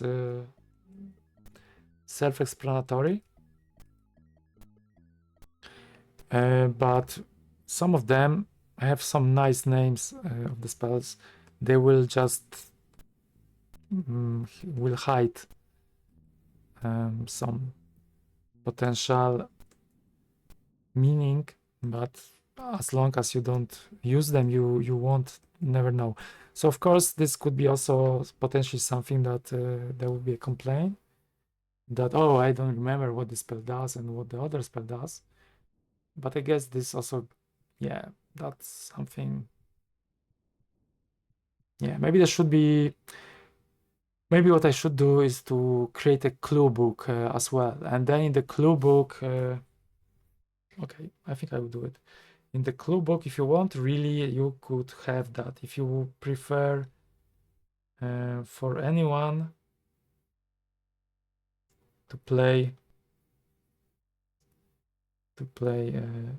in a different style. So there will be probably some more maps. And this will be, of course, an extra item you have to pay. I'm joking now. You have to pay 100 euros or $100 to get. It's not going to be with the game, it's going to be separate, but maybe that's something which could be something you can get with the game as extra. This spell Undead. Unfortunately, okay, one skeleton mage died. That's not that bad.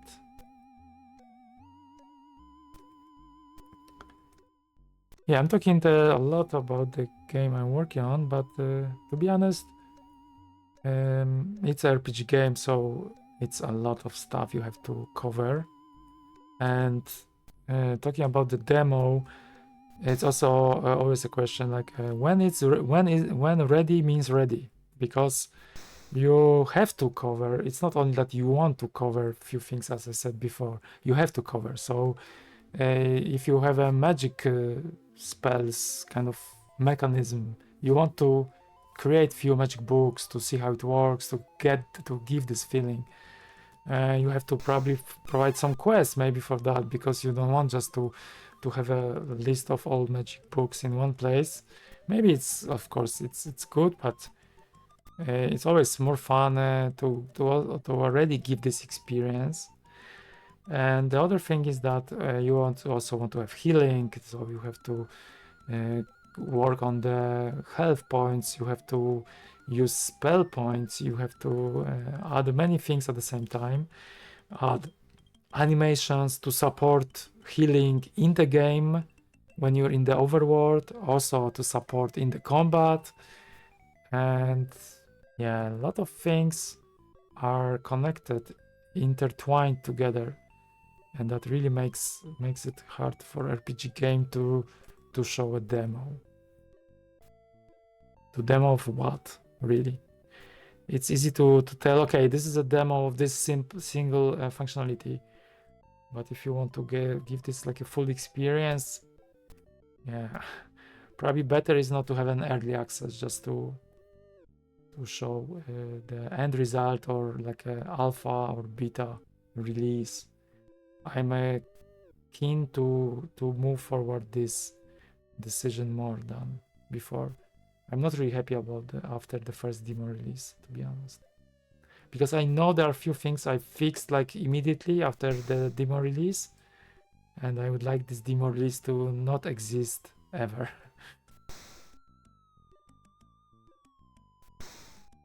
Okay, Skeleton Mage is killed. The emulation and the whole experience misbehaves sometimes, but still I can play. But it's 2 hours almost. I will finish at some point, and I've kind of decent amount of gold.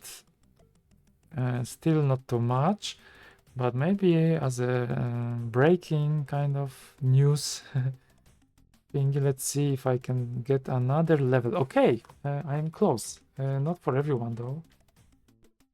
I'm close. So maybe that could be it for today. Once I get, I have to have 21,600, and the worst situation is for the area. This is the game is stuck.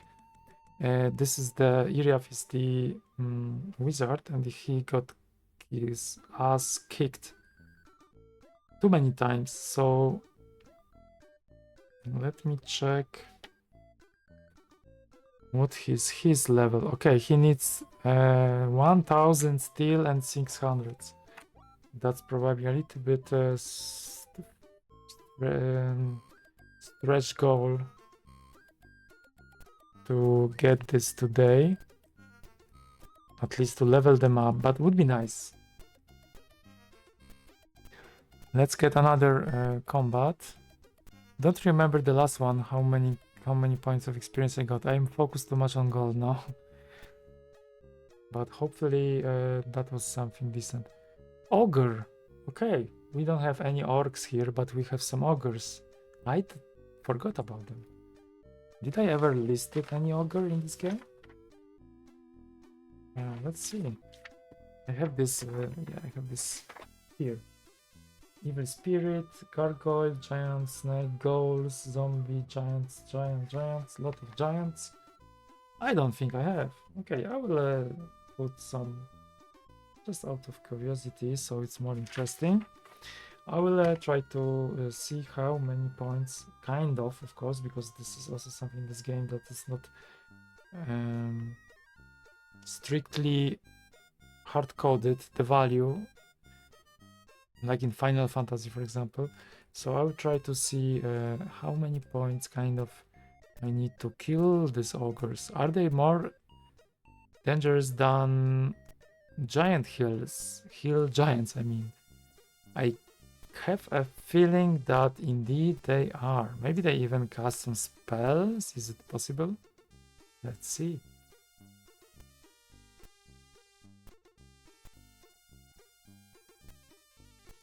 I have 3 ogres to keep track of their damage. So let's see. Okay, mace. They use mace. That's the first information. That's not the hardest weapon. Okay, so this ogre at the bottom. This is going to be my ogre number 1, let's say. And who's going to take care of him? Is it Sir Barton, I guess?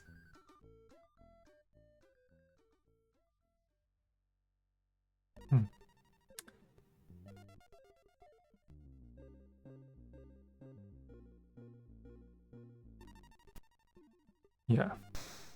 Okay, so it's 5. 5. 3. That's all for this turn. Okay, and maybe I will focus on the second one only, so it's more condensed attack. 16, that's really great.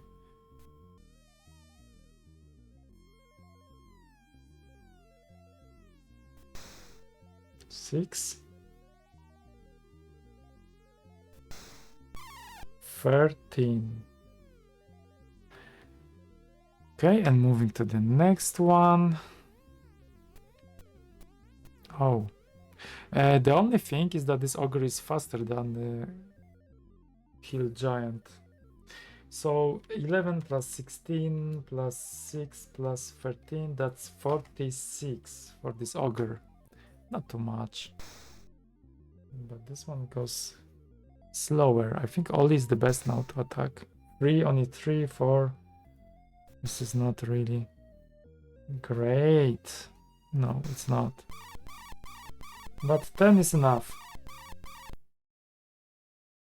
I have to do this sound disabling for time to time because this sound goes in the loop, and this is really annoying.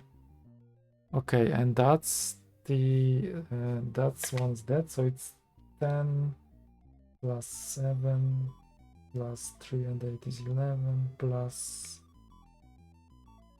10. It's 38, so it's a range between 38 and 46 at least. Okay. I think Iriaf is probably the one who's targeted by this Ogre, or it might be Devismo still. One of the wizards, that's 100% sure. 100% sure about it. Okay, I can move him slightly here. The only problem with combat like that is that it takes time, more time. Like this combats will take longer. Okay, so that's the kind of downside. But they are still so much fun that that's not going to beat this. So it's not like pros against cons like 1-to-1. I would say that it's 2 points for a pro and 1 against, because it's still a lot of fun. But yeah, combats are slower, of course, because you have to move, you have to arrange things. 20, that's a lot. 6. So now Serbaton is much better. Maybe that because it was from behind, so there was a bonus. So this is 26, 31. So yeah, hard to say. Something between 31 and 46 damage points. Good gold, but experience-wise, not really. At least I have fought a new character. I don't think I ever fought against Ogres. Probably I did, because how come after 40 hours? But maybe not.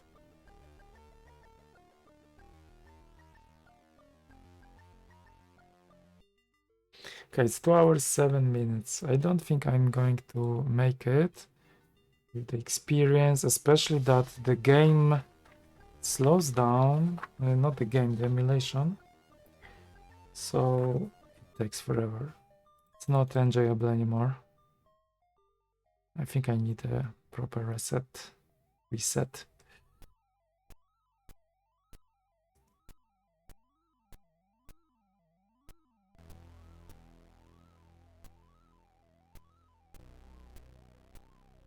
But yeah, that's a very good spot to get some experience.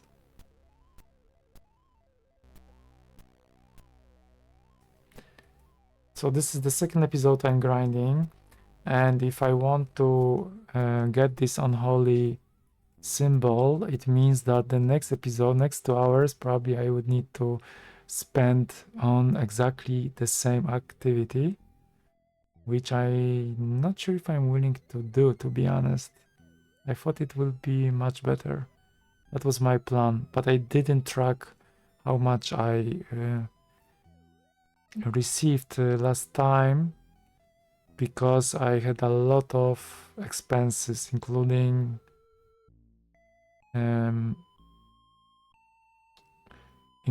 the resurrection of wizard, which without it I wouldn't be able to do anything. That was the one thing, and then also I spent so many nights to replenish spell points for one wizard to be able to resurrect another wizard, and so on and so on. I was a little bit unlucky with that, so it drained some money, unfortunately. And of course I bought many rings, so it's yeah, I lost the track how many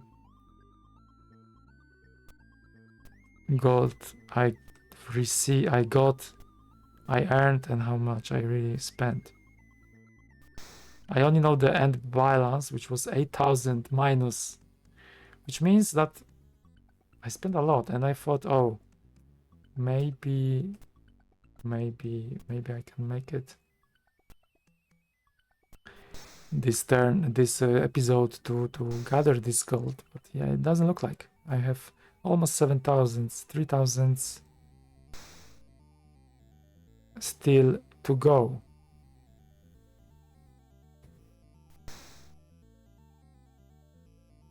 That would be a good kind of good money, not the best. Not sure about the experience.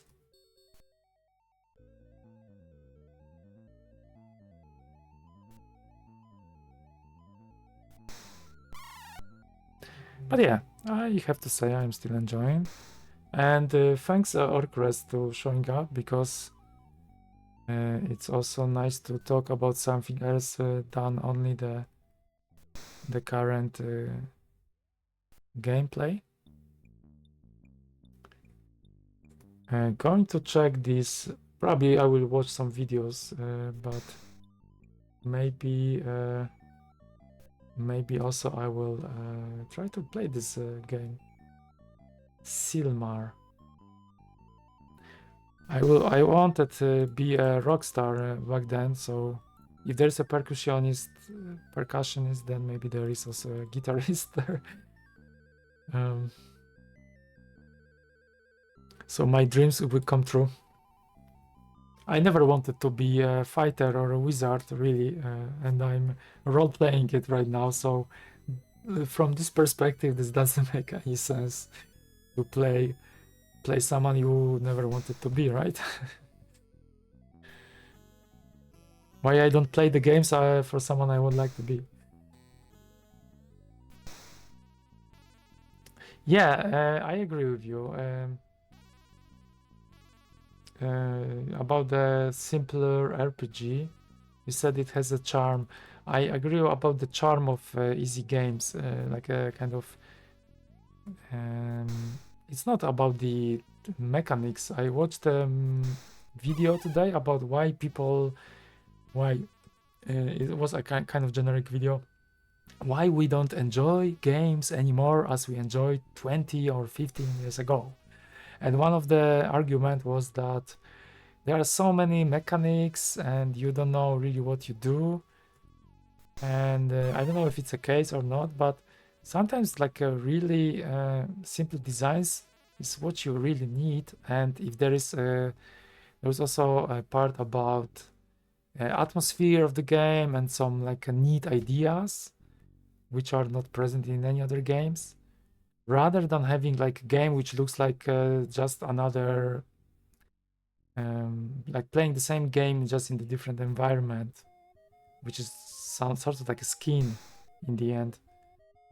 So maybe there is a point about it. That's why some of the games, it's all about the game design. If it's like it can be a very simple game and having this aspect that you haven't seen in other games, for example, or not in this combination, and it just makes the whole game, the whole experience. So thanks, I will check this for sure. Maybe that should be my next too many hours episode, not episode, this the season, let's say. I would like to focus on Commodore 64 games because I don't want this channel to go beyond. But I did one testing episode of Ishar 2 on Amiga, so I'm not really constraining myself with a single platform. The only constraint I have is maybe to Commodore kind of platform, let's say, so Amiga could go would fall into this, but to be honest, who cares, right? If it's a good game, then that would be it. But indeed, my channel does too much, but at the same time I don't want to create 3 channels and switch between them just for the sake of getting views. I'm really not striving to get views. I'm really trying to get a really meaningful conversations, and yeah, probably with more views it would be easier, but maybe not. So like having you on the stream is much more worth than having like 20 or even 5 new subs. I really don't care about it at this stage. And one of the episodes, what do you know who I had? There was a guy who did one of the covers. I don't remember exactly which now. I would need to go back to this video. Who did a cover for one of the SSI games. He was an artist. So that was really cool. Also to have him there. That wasn't you, right? Maybe that was you actually. No, I don't think so. Wow, I don't remember now. But that was so cool. I was like, oh, Dan. No, not you. Okay, just checking. And I was really surprised by this. I don't know if the tags worked. I think I have some SSI tag.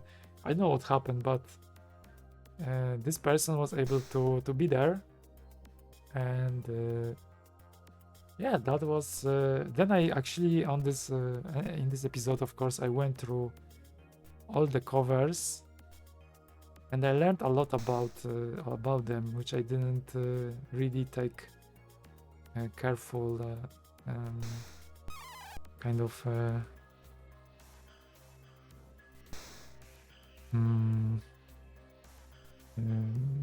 attention before. Some of these covers I really love, most of them actually. And the thing I'm missing actually now is that I forgot to ask him what the technique he used to draw them, because I'm also drawing a little bit. I think he used some painting, like acrylic probably. I would like to know, maybe there is somewhere this information somewhere in interviews or someone knows about it.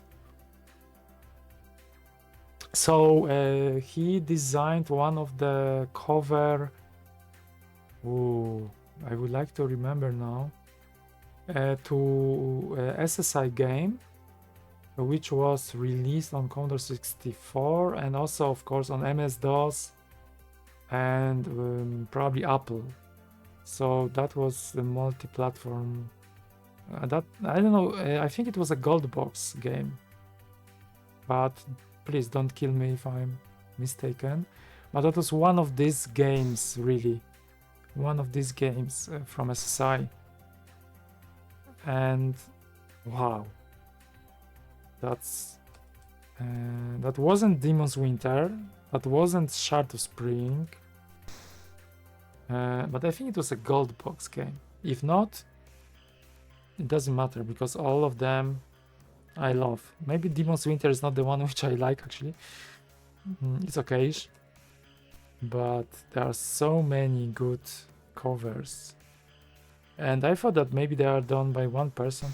Yeah, I didn't ask him too much actually, I guess. Now I'm not telling any useful information whatsoever. Don't remember exactly this conversation, but it's recorded. It's recorded. And I could check. I could probably 162 pieces of gold. Huge sword. Oh, maybe that's a good one. I can actually do a quick search. I think I can add this project on my notepad. Where is the stream? Because I have streams. Too many hours. This is it. Was it on Shard of Spring? Oh yeah, I can add the whole folder.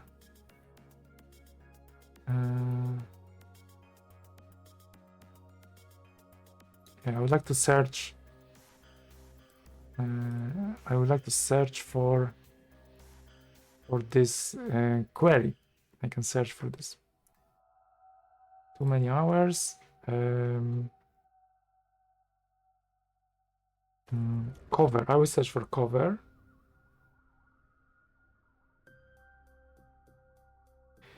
X streams too many. Yeah, I'm interested to see now as we speak. Find all. Okay, I'm searching for cover. Maybe because I know that I did a timeline tag.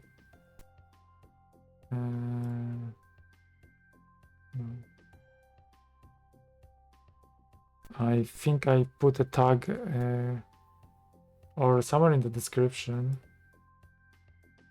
Oops, I think I went too much. I need to search in the filter for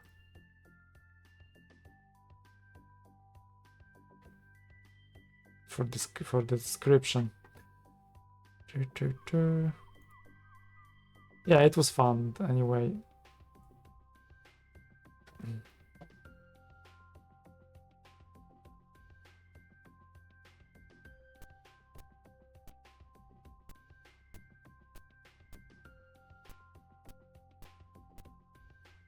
I will just try to get to the next combat. In the meantime, I will continue searching. So at least not the whole time is wasted on not playing. Time to sleep as well. And I had something to identify. This... who has this? Who got it? I didn't read. That's Ollie. Ollie, Mr. Ollie, you have something which we have to check. A huge axe.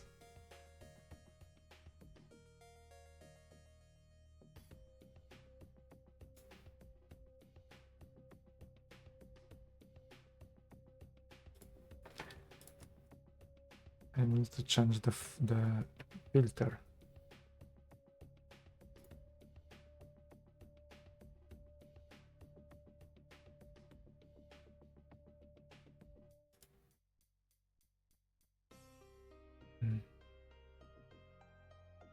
Yeah, and what happens now? Like I'm pressing some and return. Not sure. This is very weird experience I'm having today.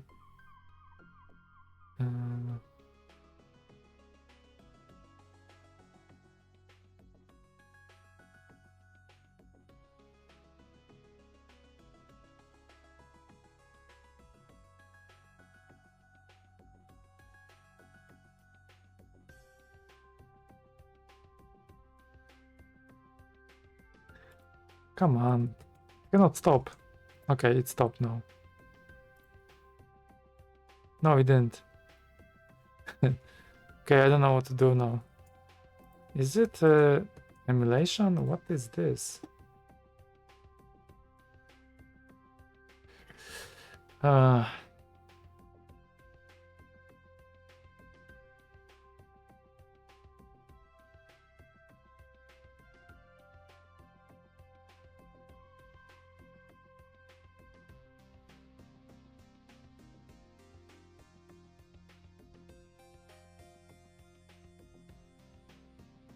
Okay, this doesn't work. I cannot really escape this.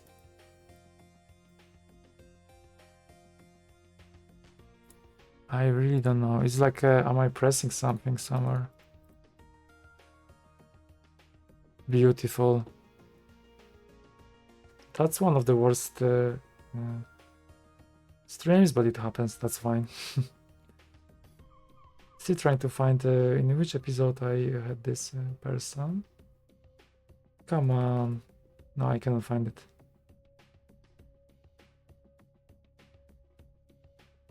I thought I will, but it's not the case.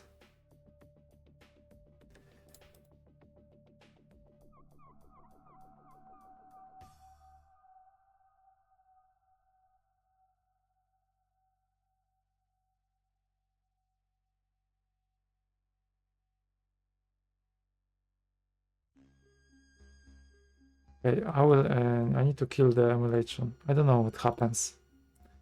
This is crazy.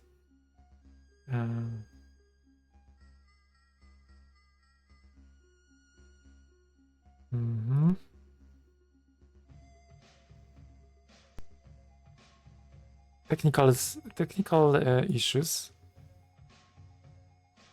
Sorry for that. Okay.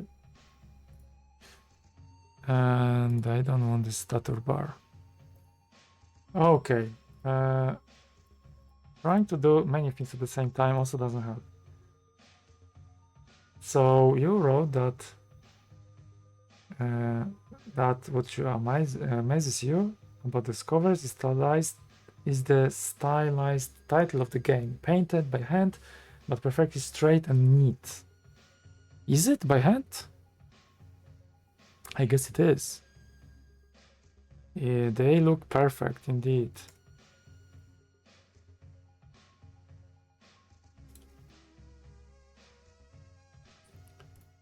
They look really perfect. And it's a lot of writing there. But I thought like maybe they use some technique to write it over. I would need to check that with my bare eyes to really kind of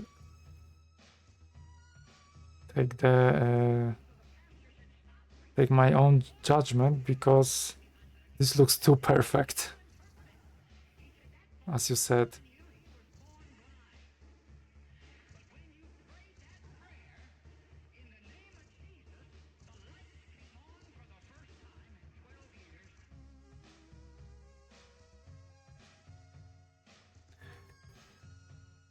Okay, I'm back to the game. Don't remember exactly if I saved. I guess I saved because I'm trying to save always. I had this axe. Oh, yeah, this is probably hanging. The game is hanging. This is how it looks.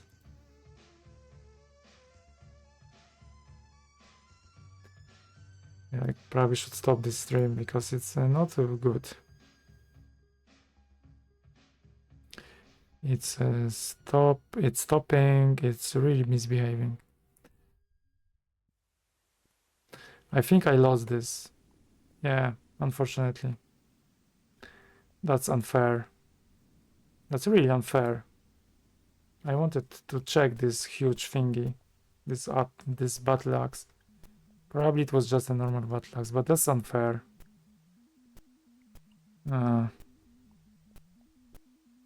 I didn't have opportunity to save, and now I see. I went to the camp, and instead of saving, I just checked the weapon, and then it just started to.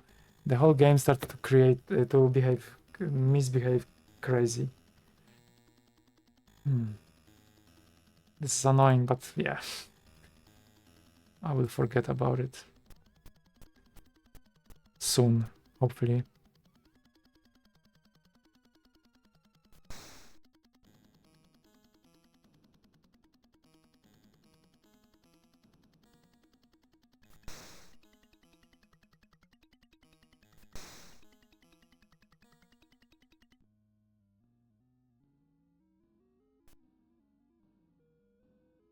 Okay, I'll try to use undead spell anyway. Dispel undead. So this is not Iriaf. He cannot perform this. But maybe you can.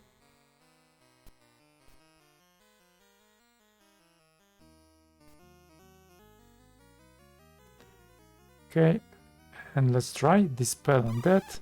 Every spirit dies. This one is ignored, unfortunately, and this one dies. Okay, so I have only one left.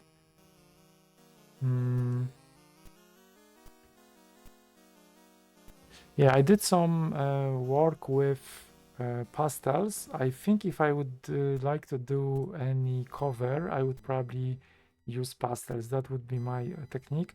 And the pastels, I mean, of course, not normal pastels, but dry pastels. They really can give you really nice effects, but I don't think they used this in this covers. They used probably acrylic. Still, dry pastels, they can give this kind of painty, really nice effect. So probably if I ever do a cover of my game, because I want to, it's probably going to be just this technique, because I know this technique and I did some comic book with it. Let's say not really comic book, but that was something which was a magazine, Polish magazine. Oh, good God! A Polish magazine for Amiga, and in each issue I had one page. So that was, I think I did it. This was like a 10 pager, 10 pages of it, probably something like this. And I was really surprised by the effects. And I did also a few more comics, more shorter stories using this technique. And yeah, it's really fun. And the effects are really nice. I don't know if I have anything exposed really on my Commodore homepage, web page. I mean, probably not. I don't think so. But yeah, I might one day.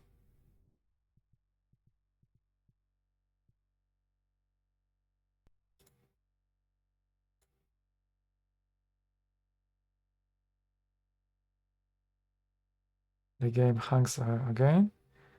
And in the meantime, I was trying to find when I had this conversation with this person, with this cover artist. I cannot find it, so yeah. It's not easy. Maybe I should search for SSI. SSI, it's a good one. Find all. SSI game boxes. Okay, I was showing game boxes. SSI boxes.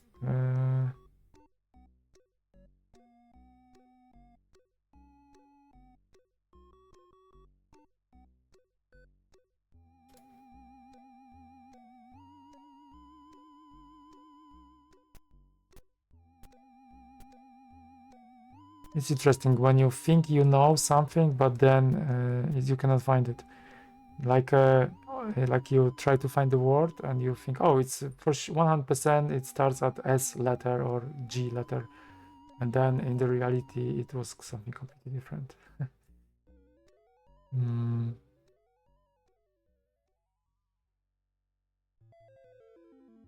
So I have this, I don't know what is this, but in part 1 actually of Short of Spring, at 1 hour 11 minutes, I'm talking about SSI boxes. So I wonder if this is related to what happened at the stream.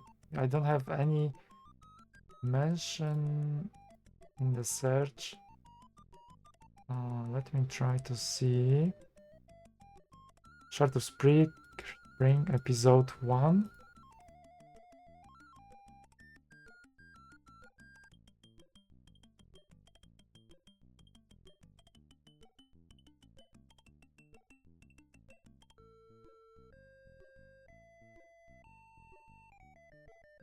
Yeah, I don't know really. But yeah, maybe that was then. So I'm not exactly certain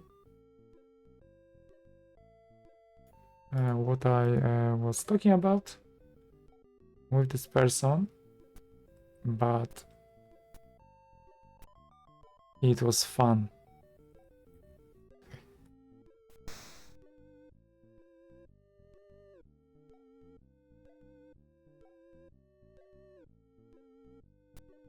Okay, I have 7,300. If I push harder, I could get some. I could get some more gold, and I'm really then closer to fulfill my dream of buying this unholy symbol. Misses.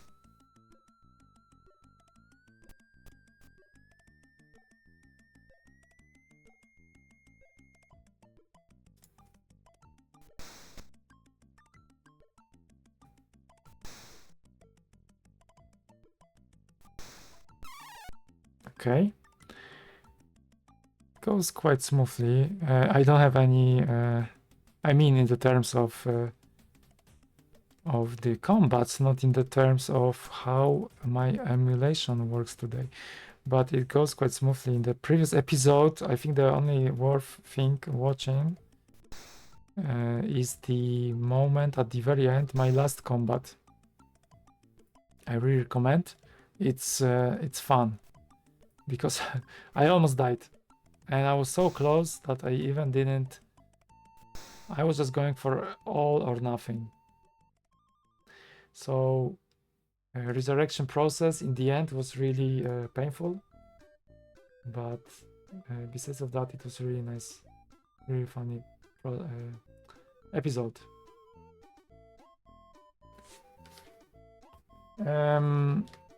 Yeah, to be honest, that's a good question you ask. How to find my stream? I don't have any clue how to deal with that. Last time I did some tapes preservation live kind of stream, just for the whole day. I was preserving some piracy tapes I bought. Piracy because they were pirated in 80s and 90s. And I got like 6 followers. I don't know why they really wanted to follow this. And it says in the because I checked statistics, it was saying something like it was organically, but most of my viewers are the one who are subscribed, and I have 80% of them having notifications enabled.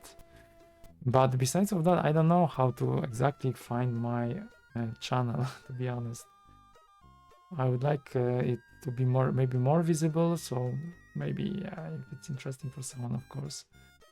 I mean, it's nice, yeah, right? To have, if I would have like on YouTube, let's say 200. No, I have now 275, I think, people. If I would have 1,000, let's say, I would be really happy with that. Here on Twitch, I don't really know. I don't really care. But I guess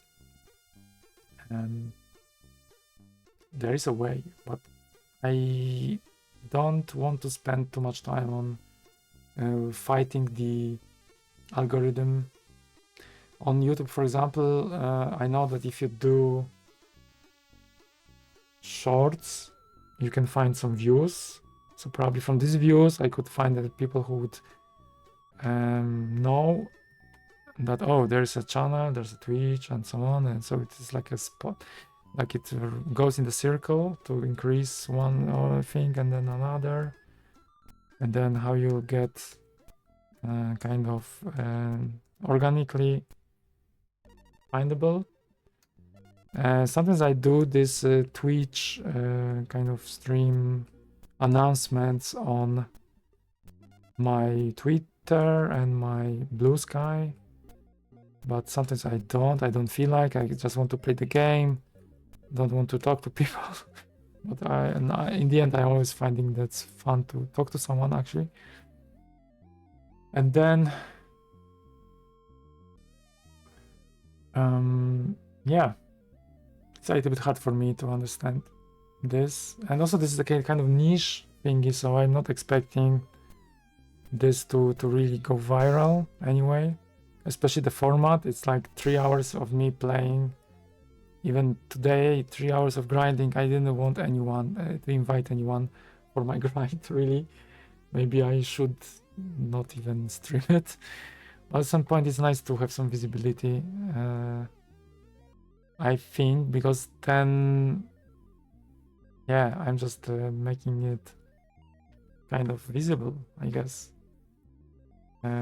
So I can also promote my game, get some more people interested in the game. So yeah, there are too many activities actually for my channel. Game, I have this too many hours stream, then I have this piracy tapes preservation sometimes, because I just found it kind of nice if people can hang out and just listen to music, because I just play music there. And no one responds there really, but maybe I had 1 or 2 visitors, which was cool, which is good enough for me, because then I can focus on one thing anyway. And then also I do sometimes another one, which is to do compilation, because I do this And now I'm working on volume 9 of the Commodore 64 Dark Seed music mixtape compilation. So I'm also like hunting for some seed music, and I'm recording that. So I'm also doing this as part of the stream, because why not?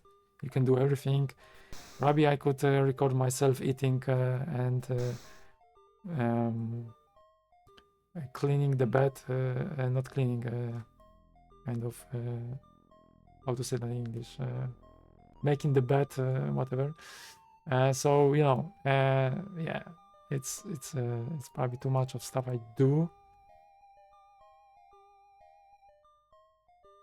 Yeah, there is a lot of interest indeed, especially now with the new kind of Commodore. There's one, that's actually also a kind of hilarious story. There is one Commodore in Italy, which they probably have something bought, some rights. I don't really know. I didn't dig into this. But there is also this official Commodore, which there was a holding in the Netherlands, where I live actually now. And they had this few rights bought for the company logo, trademarks, and so on. So now there's an official Commodore, kind of. So I guess this is getting more viral, so maybe it's a good time for me also to see if I could benefit out of it somehow. At least my main goal is to just make my game more visible, and other games I'm having already. I already finished. So yeah, maybe that's a good time, but to be honest, I don't know how to do this stuff, and I don't want to spend too much time looking at the charts and analytics, what works the best. I know which YouTube videos works the best, and there are like a kind of green, there's like a category of evergreen videos. So for example, one of my best videos is about arcades, and another great is about fixing a Walkman. I have this Walkman. Where is my Walkman actually? Let me put the light. I have this Sony Walkman, which I fixed. I'll show you. I use it actually to rewind some tapes, and sometimes I also listen to music on this Walkman. This is just the Sony Walkman, which was I needed to change the belt. This is WM-EX120. So yeah, if you're really a geek or something, I guess maybe that's information which is handy. Otherwise than that, I don't know why these people. There are some people who just want to fix their Walkman. And this is one of my best videos. Also, from Meonlawel game, a few devlog videos I did, they also have a good visibility. Of course, the one who are the oldest has the best. So yeah, I don't know really how to make stuff visible more. A little bit more would be nice for me, I guess. Red vial, what is this? Oh, this is poison, but I will take it just to check if it's antidote for poison. But yeah, it's mostly just few things. I'm trying to do sometimes. Maybe I should do this shorts. Maybe from this stream, not from this one, because this is a terrible one in terms of this game hanging like now. Just need to wait. Also, I'm grinding. Yeah, actually, it's a nice grind. I can talk to you and some gibberish and just play. Time goes much faster, I have to say. I'm almost 3 hours. Okay, maybe I should finish in 50 minutes, okay? Also, I don't want you to hang here for too long. I want you to play Silmar, right? That's the name of the game. Just don't watch me, please. Just play Silmar. Finish this game.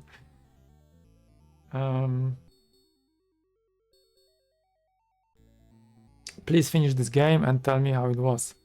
By the way, who are you playing in this game?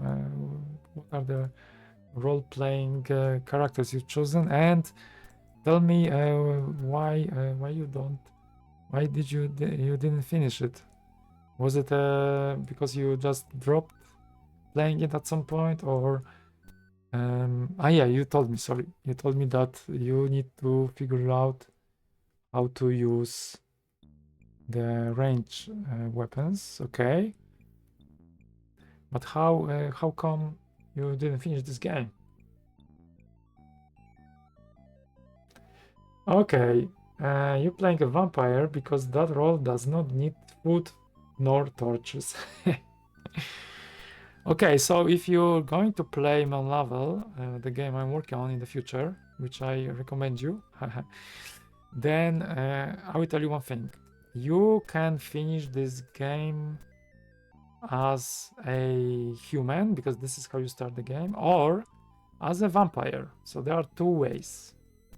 And which one has, of course, benefits and some things that you wouldn't consider as good things. And based on your form, it will be a completely different game. This game has like a four how to say that? Like there's a dawn, day, dusk, and night. Some people don't like this kind of ideas, but I have some idea how to make this kind of working well. So if you're a vampire, I don't know how this is solved in Silmar, but in Meonlawel you cannot really walk through the day. Of course, your health points will go fast, really down really fast, and you have to get the blood. So in this game, okay, the torch part, I like this because then I wouldn't need. You can see in the dark. Okay, that's a nice idea. For the food, indeed, this is funny how it was solved in Silmar, because in Meonlawel you still have this thirst of blood. So you're kind of really very much dependent on that. But it sounds like in the Silmar game there are a lot of mechanics, depends on what character you play. So the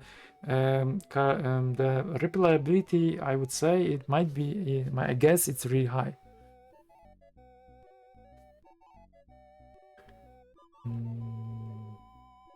And then you actually switch to Barbarian to give you advantages with weapons. Yes, that's probably what I would do always. I kind of like melee attacks. I'm trying to force myself more to play with wizards, and I started to like it. But it's always by the game design, wizards are a little bit more neglected. I found than barbarians. I also try to play Runarama on Commodore 64. This game is from Atari, I think, originally. So there's also like this kind of, it's an easy like action, not RPG really game. But the fun thing is that also there are a lot of spells, and yeah, I started to go into this direction, like spells. Wow, let's try to use some spells. It's fun. So you didn't finish because it progressively gets more difficult with each lower level of the dungeon. Yes, that's hard. However, I do not seem to having enough fights to gain strength. So eventually I always reach a strong enemy first, just kills me in 2 hits. Okay, so that's the reaching problem indeed. If you could have a ranged weapon, then you could solve it. And then, yeah, a vampire which cannot use the weapon. What is this? What is this, a game? Of course a vampire can use a game. To use a weapon to get a game. To get a game, indeed, because then you're playing the hunting. One of the weapons, actually, I want for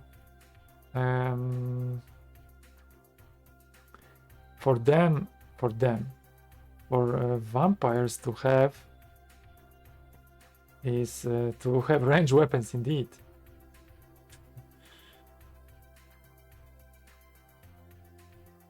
Daggerfall, yeah, also didn't play this game, cannot cannot give you any. Can you share anything, any experience? But I heard it's really good, apparently.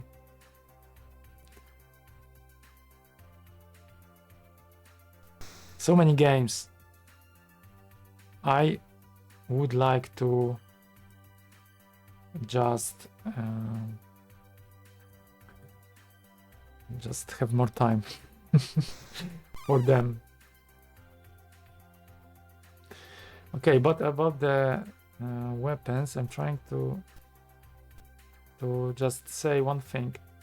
Weapons, they vampires, yeah, I think they should be able, right? They are humans in the end. They are not like werewolves. I get it, because werewolves cannot hold anything in their hands because by design. But for vampires, I cannot see it differently.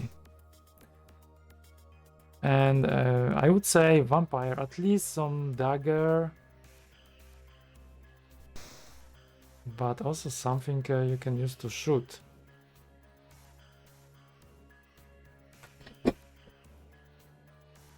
Actually, I started to have a lot of issues with my laptop. Even now, I cannot load Firefox, for example. So this is really fun. Anyways, for vampires, what I would like to add, and it's going to be for sure in the game, is the crossbow, for example. Crossbow. This is something that's something that, of course, you can fight against vampires, but also, why not for vampires not to use crossbows? So in Meonlawel, this is possible. This is actually reflecting the reality, of course. This is how the reality looks like. And in Daggerfall, damage during the day. Yeah, thanks. I will check this actually. Daggerfall. I will check how this mechanic works, because I want to make something simple. I have already a great idea how to do it, but I wanted just to check if this is how this is solved in other games. So I'm getting the list. So what I want to do is that when you're a vampire and you have to, let's say that you're in the hut, hiding somewhere, and then against the ray of light of the sun, and you have to wait, then there will be just one key to press, or option in the menu as well, to fall asleep, because you have to fall asleep. I mean, you don't have anything to do, and then you will just end at the moment when the sun is no longer around. But by doing this, you are, especially depends when you are, of course, it might happen that you might get attack from someone. So there will be like a surprise attack. So that's kind of mechanism I want to add. So surprise mechanism of attack. This is already something I actually I don't have this yet. Do I? No, I don't have surprise attack. I have a kind of mechanics ready for that, but I didn't enable it yet to this certain level that it tells you that this is the surprise attack or things like this. So that's kind of thing I want to do, just simple as that.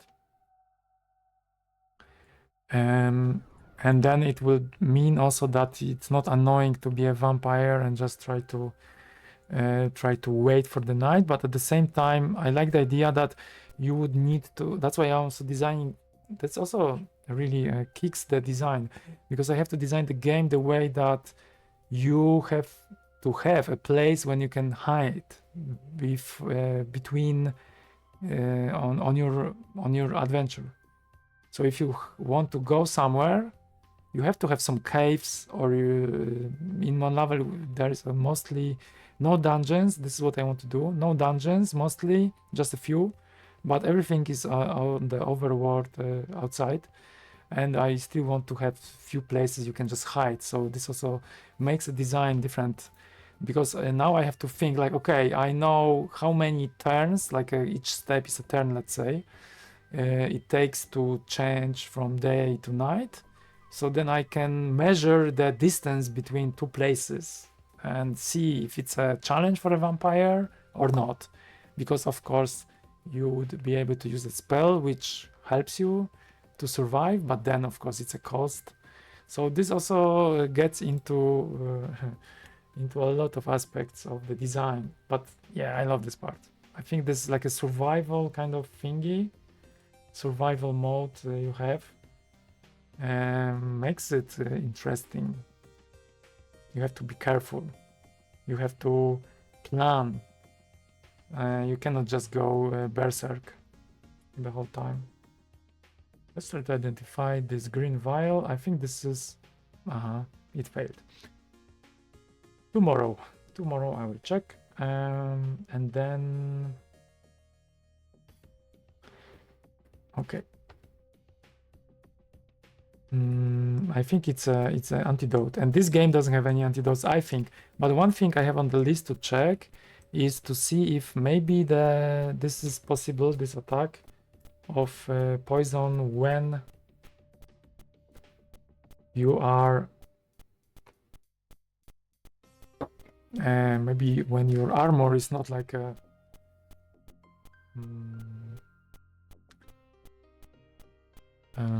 iron or whatever. Sorry, I have already issues, so I needed to check the audio. So yeah, I don't think this game works like that, that if you have plate, then you cannot be affected by poison. Maybe if you're only in the ropes. But I want to check, because it looks like you cannot be poisoned in this game, but you can get an antidote for that. That's funny.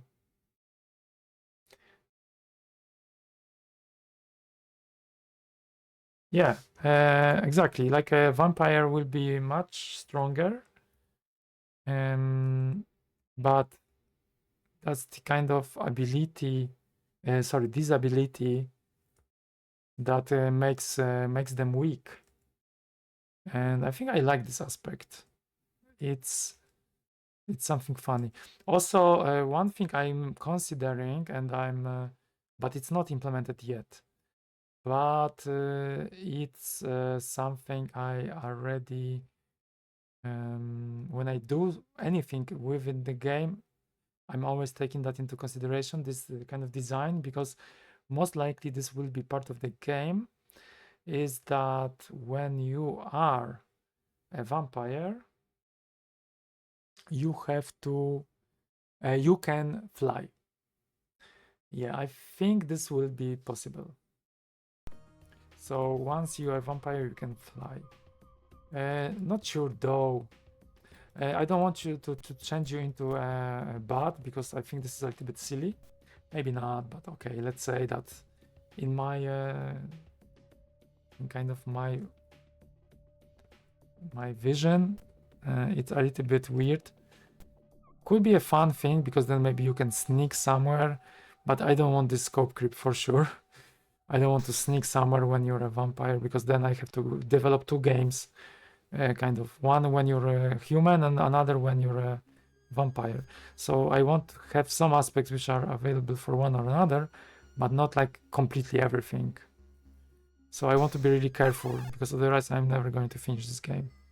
So for the flight, I'm also not sure if this is going to be a part of the game. But when I design levels now, I start to think, okay, let's assume that someone cannot take this direction north using the ground, but could potentially fly over a building or a edge of the mountain or cliff, or river, anything like that. So still, I think it should be part of the game because vampires, they technically can fly, so dropping this out of the game would be like why you drop this? So I think this is why I still consider this, because it would be like a not really a full vision of what a vampire is.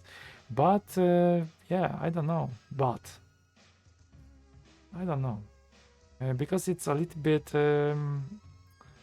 it's not something which I would like to have in this game. I mean, I don't want to work about this for this feature anymore. I'm a little bit lazy because this game is already too complex. But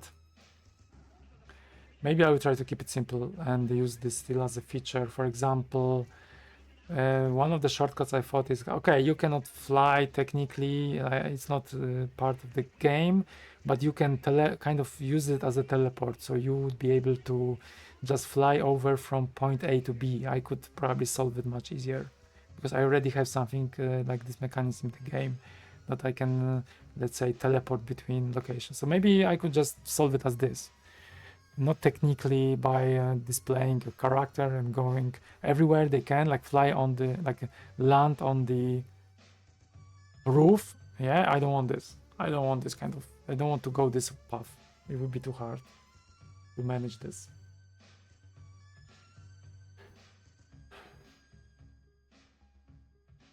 So yeah, I will see. Maybe I will just use this teleport as kind of way of solving the issue with flying. Of course, then I would need to also consider that if you fly, time also goes, so you cannot fly between 2 points directly. So I guess that's kind of like creating a tree. But maybe games should help you with that, but I don't think it should. You should know that what is the distance between 2 places, and otherwise that's a penalty. Crazy, right? So many aspects if you think about things. Okay, Devismo, let's try to see what is this huge sword. This is the same huge sword I missed last time. 200 sword. Okay, but I don't know how strong is this 200 sword. I only can identify this during the combat. This is the one of the bad things about this game. So let me try to give this 200 sword to another character.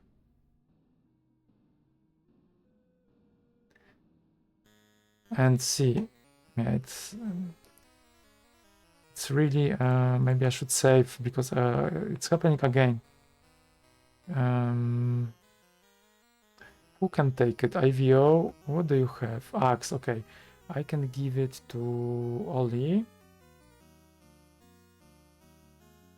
And then equip Ollie because he has a sword +1, but maybe this 2-hand sword is better. Probably not. E, and then armor, it was plate H. Okay. And I think I can identify one more thing. Identify. No. Yeah, I still remember the position of from the previous game, which was 1 year ago. I played it 1 year ago, but I use the skill. But I used too much that I still will make this mistake, and I call wizard number 3, but it's on the number 4 position. Maybe I should rearrange the party and know if you can do it now. Saving. Okay, I think I saved a few seconds ago. Okay, 3 hours of me playing this game. I promise that this is the end, but let me try to just see this sword. Is it better? What is the sword about? And Ollie got it, right?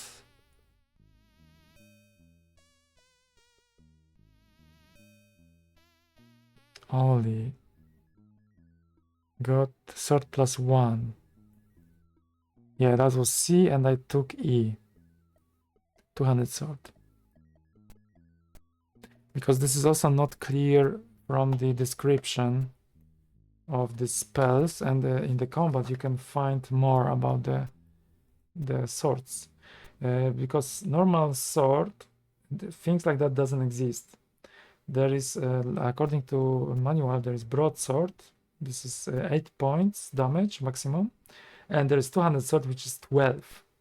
But I know that my other sword plus 2 is also a 200 sword, because I've seen that in the combat. So I guess this will be worse. But yeah, I'm going to check it anyway.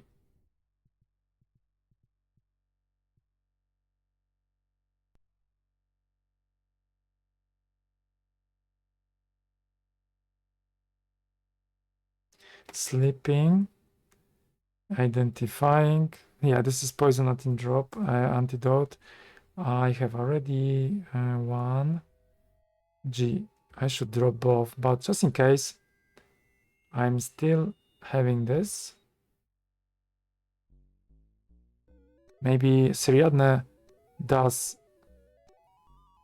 this to. Oh yeah, this I did accidentally. Evo G F I.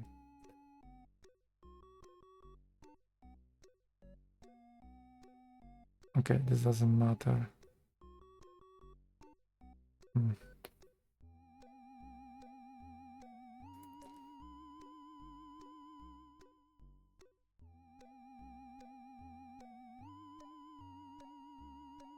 Okay, what I wanted to do is to trade F2, and you cannot do it. I did this, yeah, I use. Okay, because only Iriav can identify potions. The Vismo cannot do it. Okay, let's get this combat and see. What is this about? Okay, so I can kill these 2 skeletons straight away with Dispel Undead. But yeah, there's a slightly chance that it's not going to work. But most of the time, this weapon, this kind of spell of priesthood, let's say, skill, works quite well. Okay, I'm not going to get this one this turn. Let's escape. Move away from the range, I guess, not escape. Okay, Ollie, let's try. So what is this weapon? 200 sword. Okay, so this is 12. 12 points of damage, and I didn't damage this character at all. Okay, let's dispel undead. Yeah, both are dead. This is also dead. Okay, this one. This is the only